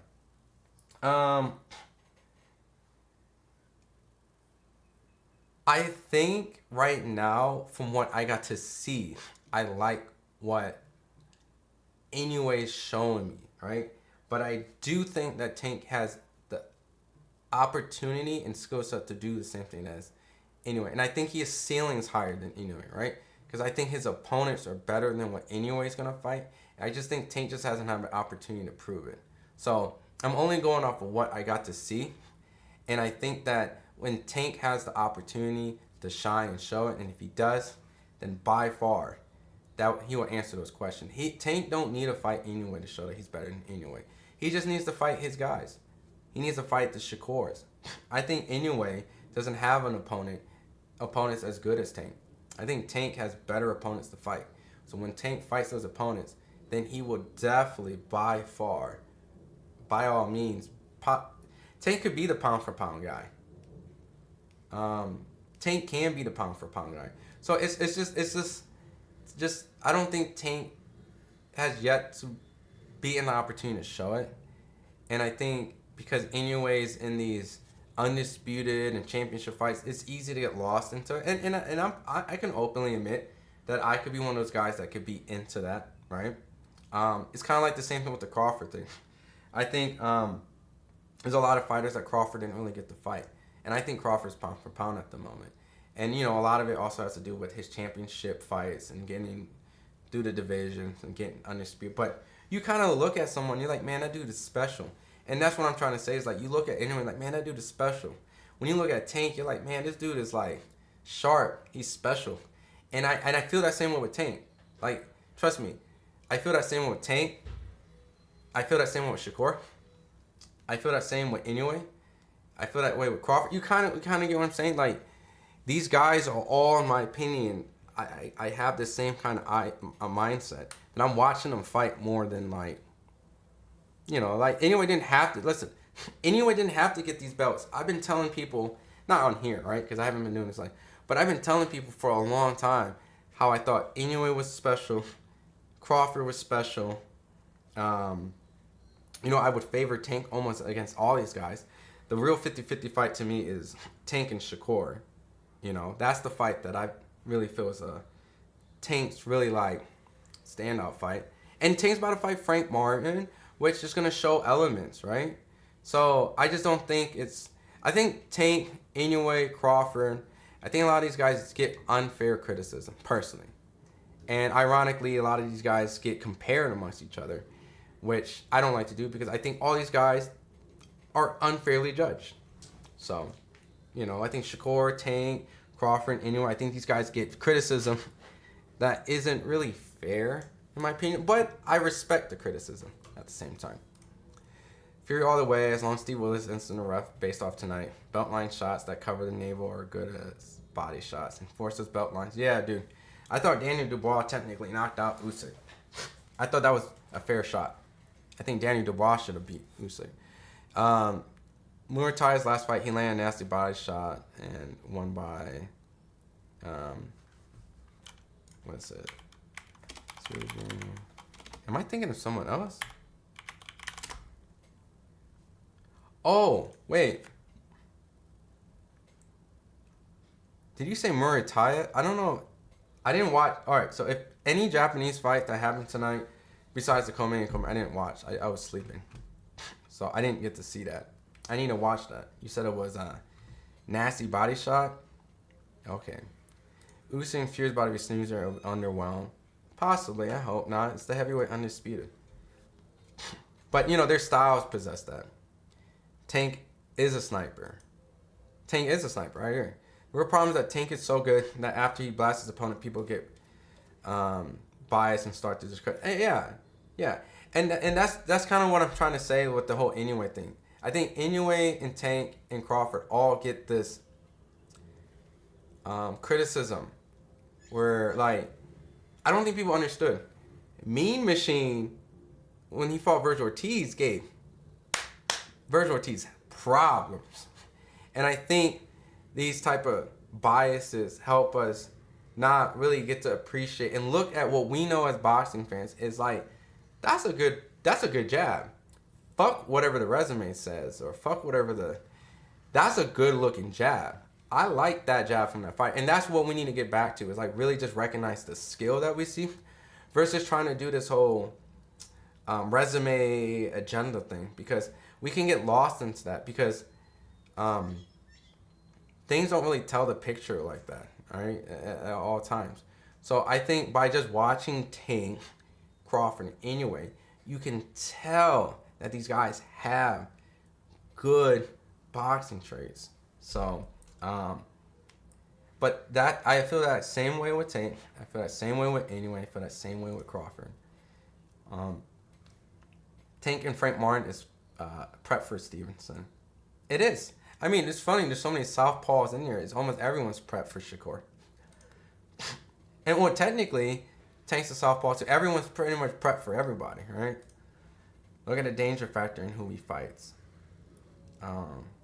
Anyway, special, but folks can't put him above Crawford. That's nonsense. I mean, I can see why. But I have Crawford as pound for pound, personally. I see a little bit more with Crawford. I don't know how to explain it. A little bit more, like, remember when I was talking, if you were early in the stream, like, Inoue turned on the switch when he needed to. It's just, I don't know, something about Crawford seems a lot more,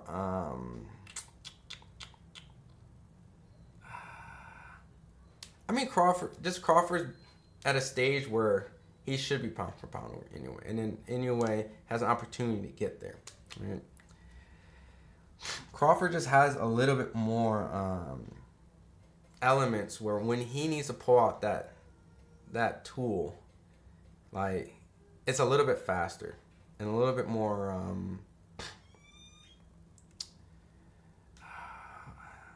how do I say this probably? Because I understand the Inoue pound for pound argument. So I'm really trying to not generically explain this.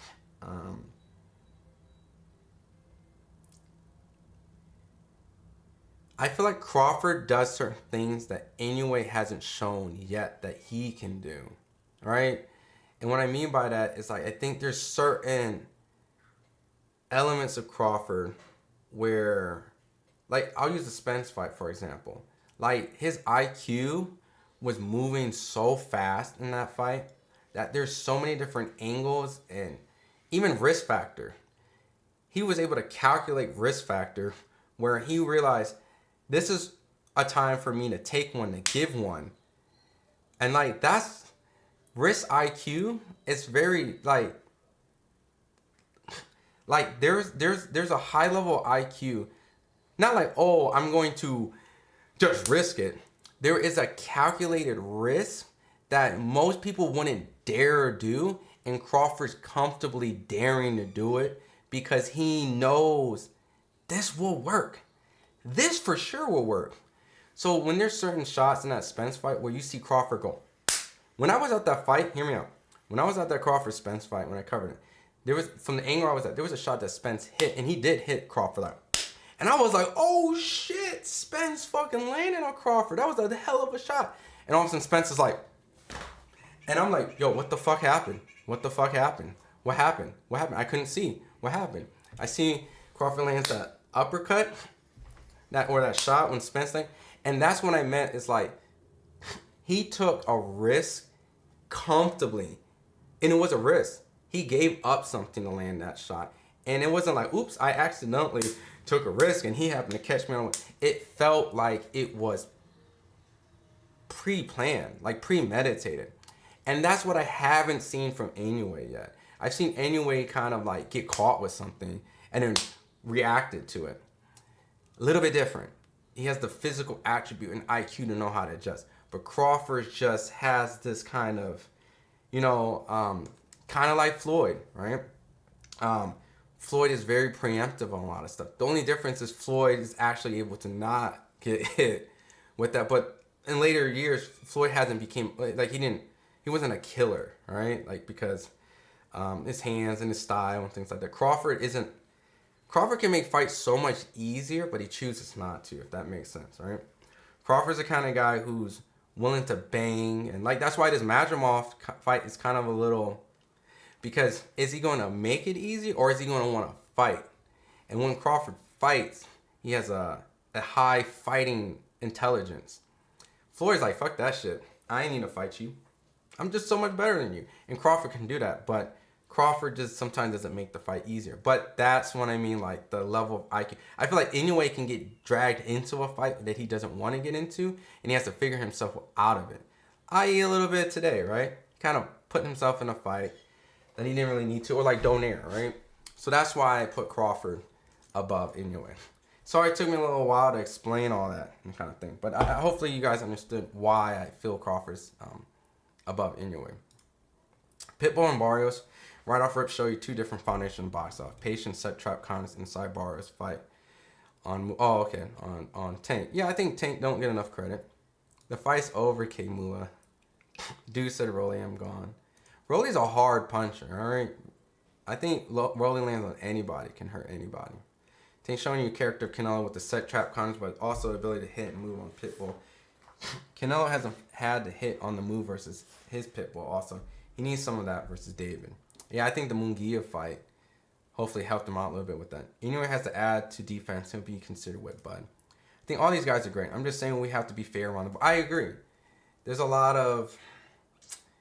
And I'm okay to be like, look, I might be a little more biased to this guy one. And I think a lot of people try to be like this objective guy who's trying to keep it fair, which is impossible. You like what you like, right? So I think it's just about looking at the other perspective and trying to give that side the benefit of the doubt. When a lot of fans don't give the fighter the benefit of the doubt. I'm giving all these guys the benefit of the doubt. And that's why I'm kind of seeing the similarities between Inoue, Tank, and Crawford and Shakur criticism. Oh, you missed it, bro. It was first round, high drama, Kimura. Inoue pressed the action, tried to be the aggressor, got caught coming in. And then right when he got caught, he made the adjustment to be smart, defensive. And then he started, then he dropped Nery the next round. And then he just started beating the shot Nery and then toying with him. He went from the bully to the boxer. And then, at that point, damn near knocked him out of the ring. Bud can do it all also. Sit in the pocket, defend, bang, and got your Inoue style hitting on the move. That's what I'm saying. Like, that's how I feel about Bud. And I know Bud for a long time had that same, like, who has he fought and all that stuff. But you can tell from a while that he was special. And that's why I always picked him against Spence. That's why. And I think a lot of people may have thought I was biased for whatever reasons they thought. But it's just like, if you watch boxing long enough, you can understand, you can give someone credit. You can see something a little bit special. Like, you can see Tank has these elements. You can see Inoue has these elements. You see Crawford, like, so, the only thing is they just haven't took the time or haven't fought the guy to make you, not you guys, but you as the critic, see what they've been telling you all along. You know what I mean? So, you know, some people just need you to prove it, and that's okay. Prove it to us. As a grand chess, yep. As a grand chess master, yeah. Yeah, I think what you're trying to say is Crawford. Yeah, he's a veteran. Crawford's a different animal. And this is why you can tell how good Boots is. I believe that's a good example, right? I believe he's going to be pound for pound the best. He's that darn. And I feel the same with Boots, right? I feel Boots he lacks the professional experience. He doesn't lack the talent or the ability or the IQ. He just hasn't fought enough to really show the world. And even then, it's like, people don't understand, like, just because you're good in the gym doesn't mean you're going to show it in the ring. And that's experience too. Like, what are you going to do when you're in a 55,000 dome arena when everyone's rooting against you and the whole world thinks you're going to get knocked out? That's a feeling that you haven't really had. And that you're like, oh, I prepared for it. But psychologically, you think you are. And you might have a bad day that week. You know, you might be fighting with your girl. Like, it's crazy shit that doesn't really get talked about a lot. You could wake up with a headache that morning. How do you fight with a headache? Your toughest opponent with a headache. So I think Boots fits in that same category. He's just behind all those guys, if that makes sense. He belongs in that conversation, but at the bottom of it. But you can tell, right? Just like, if anything, Bud is your Inoue with inside game versus Canelo, who can't hit on the move like Tank. Let me see. If anything, Bud is your Inoue with inside game versus Canelo, who can't hit on the move like. I think I kind of understand what you mean. If anything, Bud is your Inoue. Canelo, who can't hit on the move like Tank. Oh, okay. I get what you're saying. I got it. Okay. It's a Tank to Bud. Okay, yeah. I see it. Sorry, my brain was trying to wrap around. The fight's over, bro. You can rewind it. Oh, yeah, yeah. Oh, I'm sorry. I was late. Yeah. I'm about to check it out. Thanks, bro. Let's see. I saw that too. It looked like Bud got caught, but Spence, when we got dropped into, you saw the different angle. Yeah, I was tripping, bro. That's why I was like, this motherfucker's a dog. So I was like, Crawford's a dog. When is the last time you had that feeling but ended up being wrong? Can you explain that question? I might be a little behind. When was the last time you had that feeling but ended up being wrong? Like, I picked the fight wrong? I mean, it might have been this Devin Ryan fight, right? I mean, everyone got that wrong, you know, if that's what. It's heavy hands, he's a super bantamweight. Yeah, I'm going to peep him up. I got him on box break. I'm going to watch that. I'm going to watch that fight coming up.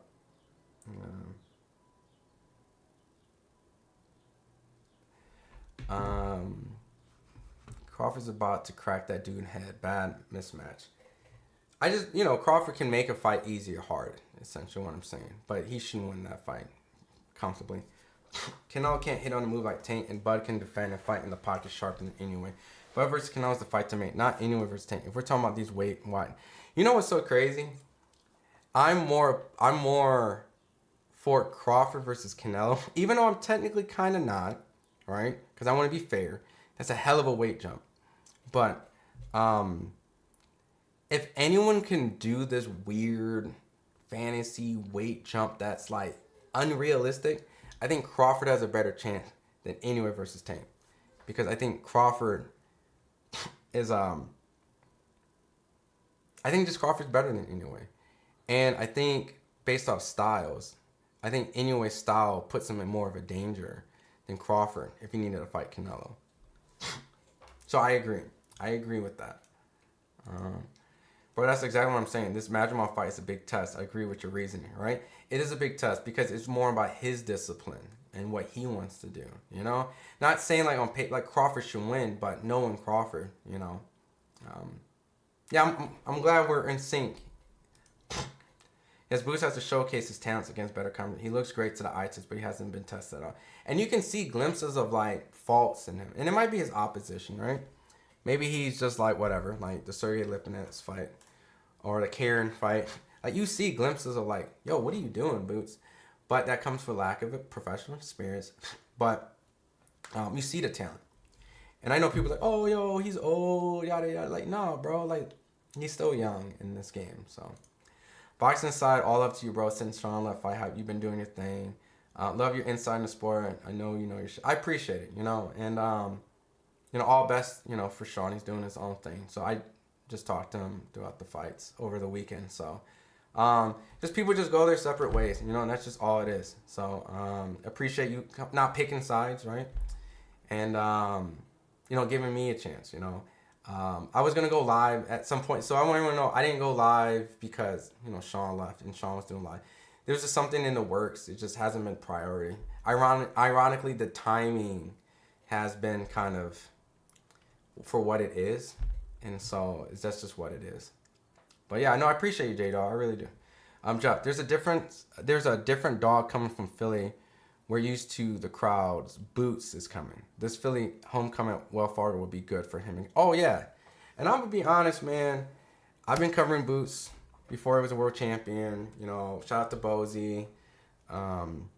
His cousin Nalo, Jerron. Like, they show a lot of love when I go out to Philly. I did a surprise pop-up one time to his gym with my girl, and they showed a lot of love. So, they're cool people with me, and you know, I got a lot of love from them. And same thing with Cody Crowley, his trainer Ibn, Cody. When I first moved out to Vegas, they showed me a lot of love. So, you know, to me, to be completely honest, because I'm biased, let the best man win, because I like both sides. So I can't really, it's gonna not be cool, right? That's what happens when you cover boxing and get close to sides that fight each other. But I think Cody has a lot on his hands. This is not an easy fight, you know. And I know they know that. They know that. I think the big problem is like they wanted to make sure that the money's right. And I think the purse bid was the best thing for Cody because he was able to get a sizable amount of money that was higher than what probably was recently reported. So it's better for that one. And if Cody loses, ain't nothing wrong with it. You lost the Boots, which everyone expects you to lose to. But yeah, that's a tough fight for Cody. But Jerron has to really take this opportunity and really show the world why people think he's that guy. So, feelings about a fighter's greatness. When is the last time you had a feeling about someone's greatness? Oh, real quick, I guess shout out to gotta go. You're becoming one of my favorite channels. You and Mill City should hook up. I like your perspectives. Appreciate it, Jeff. Yeah, shout out Mill. Mill's doing his thing. But yeah, thanks for showing love, man. Come by anytime these lives. But going to your question, Jason. When's the last time I felt about someone's greatness and it was wrong? That's hard. Because like when I feel someone's good, like, and I'm very like on the fence, as you can see, like it's very hard for me to be like, that guy's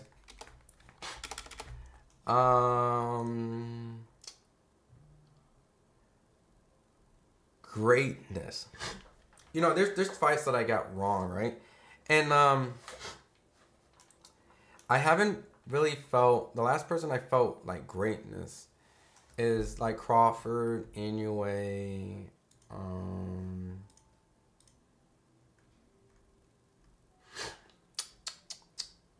who's on the pound for pound list right now?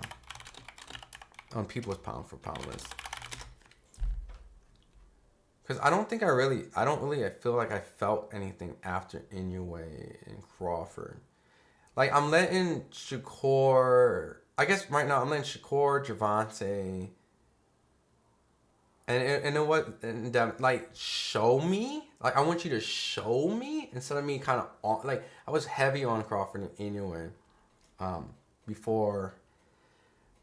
But to show, I guess I'm at the point where I need people to show me now. I'm not really, I guess maybe right now Jerron might be the guy who I might feel a little bit more willing to kind of feel a little bit more like that guy's gonna be good. But I don't know, maybe because I'm at this point now in my boxing career coverage that it's harder for me to get attached to a fighter and be like, oh, he's going to be great. I'm kind of a lot more pessimistic now. So, but the people who's in my good graces are Shakur, Javante. You know, I had Devin in there, but Devin's situation is kind of weird with Ryan coming in overweight and the PEDs allegedly. But I thought Devin fought not the best plan against Ryan. So I wouldn't say I put those guys in greatness. You know, I'm in the point where these guys need to show me. But the last guy I kind of got wrong was probably Devin. But I wouldn't really say I've had anyone really right now. Maybe Boots. Maybe Boots is the next one. But I haven't really jumped on board 100%. But I think Boots might be my next one. I might start to. Crawford versus Canelo is Mayweather versus Canelo part 2. But Crawford has KO part. Yeah, you know what's funny is like people think Crawford, like who says Crawford ain't just gonna box a boring 12-round fight and then win the fight? Like Crawford, that's what I'm saying. Crawford has all these elements. He can box a boring 12-round fight. But that's a scary 12-round fight though. I'm not gonna lie. Canelo with that left hook. Ortiz versus Boots will be a classic. I agree.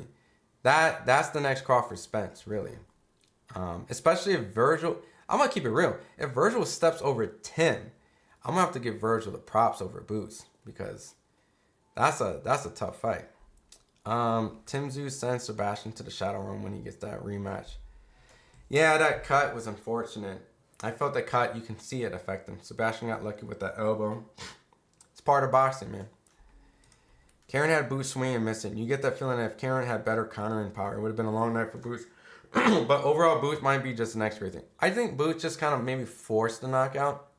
He didn't cut off the ring comfortably, and I think he was just trying to... That's what I'm saying. That's the part of the experience part I'm talking about.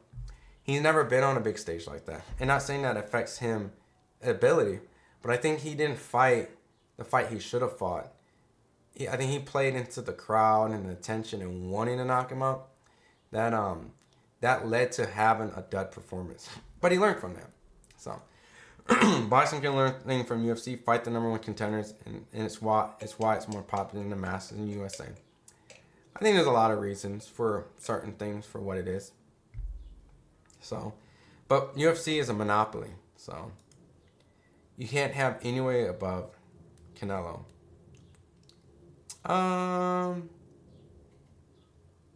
I can see both. I can see, because Canelo's Canelo, right? So, but it's pound for pound subjective. I wouldn't be mad at anyone's list because it's someone's list. Why should someone get mad at someone's pound for pound list? But yeah, I can see Canelo anyway too on people's list. Boxing doesn't need to compare to UFC because every industry crossroads is at boxing. Boxing is the most neutral ground of combat sports and to self-fight and just, yeah, I don't like comparing UFC and boxing. UFC can't include everybody biting out the apple while boxing welcomes everybody. Even UFC guys bite out of the boxing apple. I got Ortiz washing all these guys, including Boots too. You got Ortiz beating Boots. Give me a second. I gotta blow my nose really quick. Give me a second now.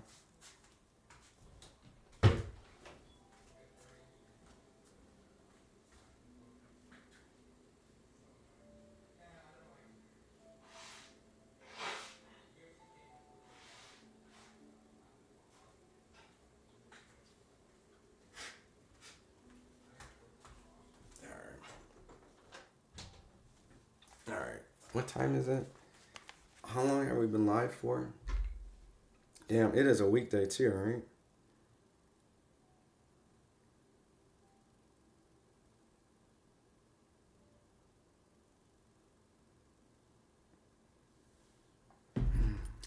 Ortiz has been looking impressive his past couple fights. Tim Tszyu is the real test for him. Yeah, it is. And I feel like if Ortiz washes Tim Tszyu, then I would have to favor Virgil over Boots only purely because of what Virgil has done. You know what I mean? Like, it's more like that's a battle of like what I think this guy can do versus what this guy has done. All right. Yes, Ortiz would be too much for Boots. That's a hell of a fight. See, and that's where it's like, I believe in Boots, but like if Boots washes Virgil, then I'm a full believer. Like I'm like let's say Boots washes Ortiz, then I'll stick my neck out for Boots. I would stick my neck out. Like I would completely. Jerome Boots Ennis is the motherfucking man, because that's a fight, and I need a fight like that. Like that's what I'm saying. Like I'm kind of over the whole like trying to coin the next great guy. Now I'm kind of at this point where I'm just like, just show me something. Like I don't need to fantasize, right? You know, Crawford and Inoue have already accomplished wise have proven like they're good guys. You know, regardless if you look at their resume, should they be pound for pound? Like let's keep it a buck. Everyone's in this chat is watching. You know, came in here because we recognize Inoue is a good fighter, right? We know Crawford, so we don't really need to do that no more. It's just how good are these guys? It's where we're at with these other guys. Like they just need to show us. Like I don't really need to be out here on some, you know, wearing a cape for anyone. Like just show me. If you show me you're good, then I will give you your flowers. Like, and I think there's a lot of guys that can do it. They just haven't had an opportunity. Shakur, Javante, Boots, Virgil. You know, Devin has a chance to come back. You know what I mean? Tio, you know, all these guys, you know. Damn, Ortiz and Boots would be a great fight. I got Boots, but Ortiz could pull off. See? Watch Boots versus Urabev, and you'll see Boots will fold under pressure. So I'm saying, man. But I think that also comes with experience, too. I was actually at that fight, too, Angry Casual. And I was a little bit like, he kind of getting touched a little bit. But, you know, maybe that's him underestimating. You could be ranked number 2 in UFC and would let their champs skip you for lower ranked fighters. LOI, I agree 100%. I'm trying to think what you're saying here. You could be ranked number 2 and UFC will let their champs skip you for... Oh, yeah. Yeah, they do that shit in UFC. Yeah. UFC doesn't make all the fights we want to see either, too. We did not get John Jones versus Francis. So. Fuck, we can't even get John Jones versus Stipe right now. I know, but they have injuries. No fault. But still. What am I missing in the Twitter? Well. Alright. So this is what I'm going to do. Because it's 7:15. I need to start my day. I need to start making some videos. Where is it? I probably need to make some reaction videos. Just kind of recapping. Today what we saw was a fight where we expected Inoue to look good and shine and get, I guess, redemption for his countrymen. And so with that, that's exactly what Inoue did. He showcased his skills. He showcased his talents. He displayed glimpses of greatness and adjustments and power and speed and counter punching and being able to fight on the back foot, fight on the front foot, being first, countering, and even overcoming early adversity. Being able to take a good punch early on, coming up. You know, I think Inoue in this fight showed everything that shows that he's a good fighter, you know? And I think that this performance today against an opponent he's supposed to beat, you know, still gives us that want and need for him to be challenged and fight opposition. He's almost like in this point where, like,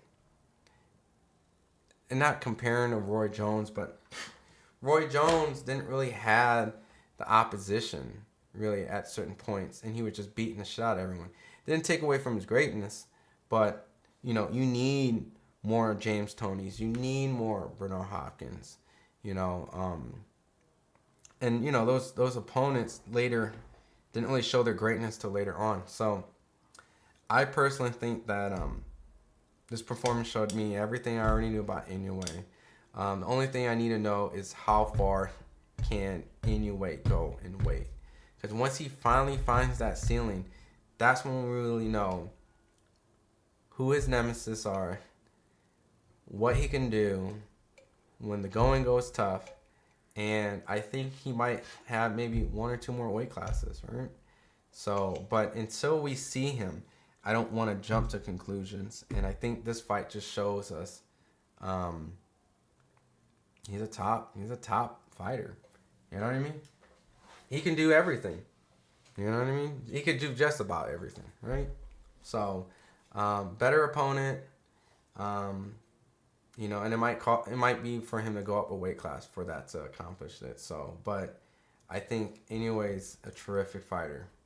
You know, I think the hype today is going to bring a lot of people talking about Inoue over Crawford, but I think when Crawford fights Madrimov, it'll have the same effect, right? The last couple chat before I go. UFC still golly. It's still a golly sport by all means, yeah. Thanks. At least you recognize it's still a sport, just like boxing, not more of a street fight because there's still rules of engagement on the street. There are none. Yeah. Do you think only fighting in Japan is going to hurt Inoue's legacy? I think just not having the opponent that people care to see him fight is what's going to hurt him, right? It's not the fact that he's fighting Japan, right? Let's keep it real. Let's say that he fought. I'm not saying he's fighting Tank, but let's say he fought Tank and Tank fought in Japan. You think that's gonna hurt his legacy because the fight's in Japan?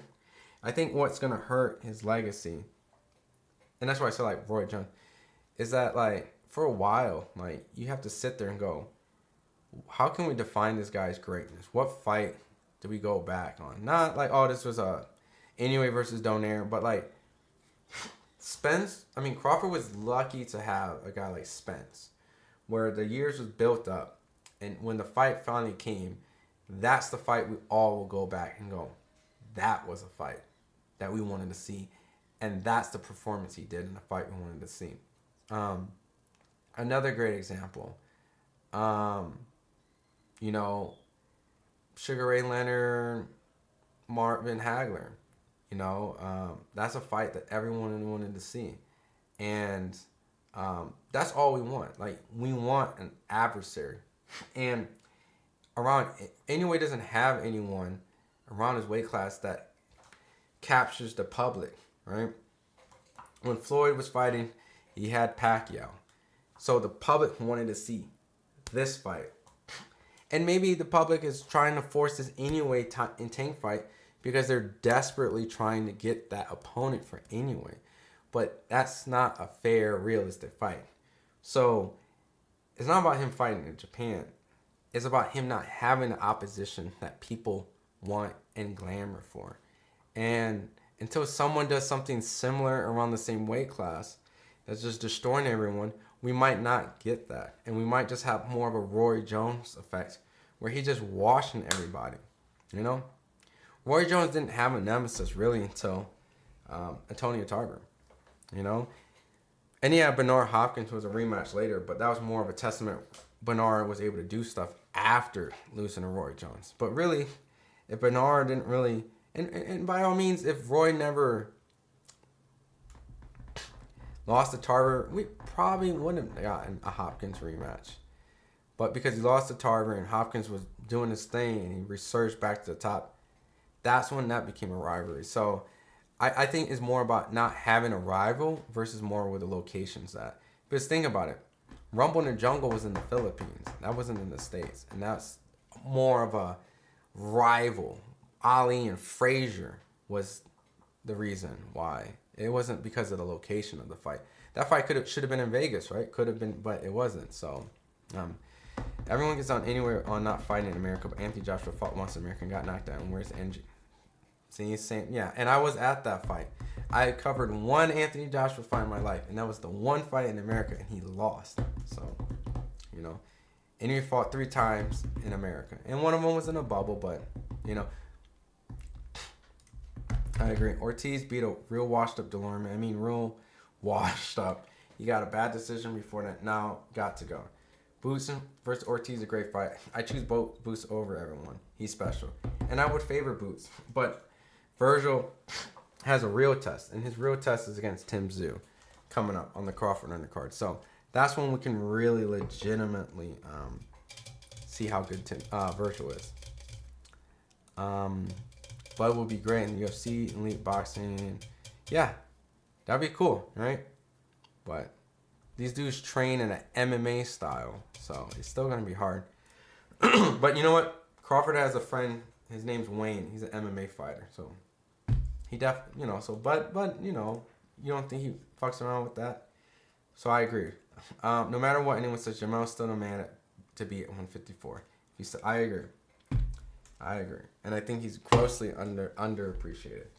So with that said, that's going to be the last comment I read. Everyone else, yo, I really appreciate you guys staying just rocking with me. I know a lot of you guys had to leave for work. And I know you guys got to start your day, just like myself. So, you know, by all means, you know, these new lives are a new thing for me. So every time you guys jump in here and say what up, you know, I'm recognizing a lot of the names, the consistency. And it's cool. And one thing I want to let everyone know is that I'm not throwing shade out to other channels, but like I won't ever block you as long as it's like, you know, or like time you, as long as it's like not disrespectful, right? Like racist and homophobia and things like that. You know, just clean boxing chat. And we're allowed to disagree. You're allowed to disagree with me. You guys can educate me too, right? I'm not this guy that knows everything, right? I'm not going to pretend I am. So you guys can come with your insight. You guys can exercise theories and ideas because you guys are intelligent. You guys do follow boxing. You guys can enlighten me on things that I don't know. So that's why I will always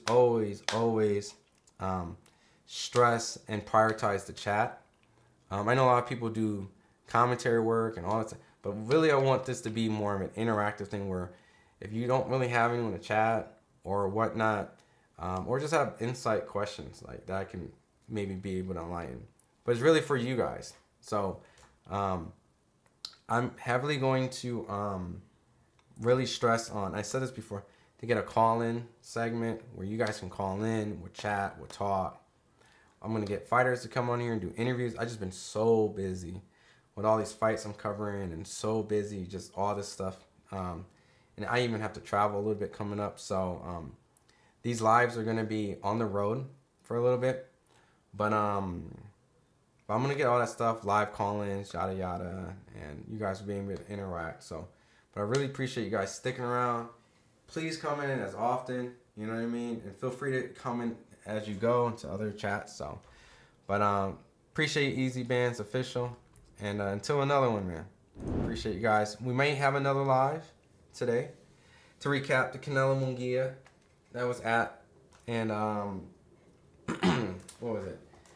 We'll talk about the Tank and Frank press conference. There's some news that went down today about Devin and Tank. Some crazy shit went down, apparently. So if you guys haven't seen it, you know, good old Michael Benson has everything. So check it out. But until then, keep that notification bell on for another live, and I will be back. Appreciate you guys as always. Peace.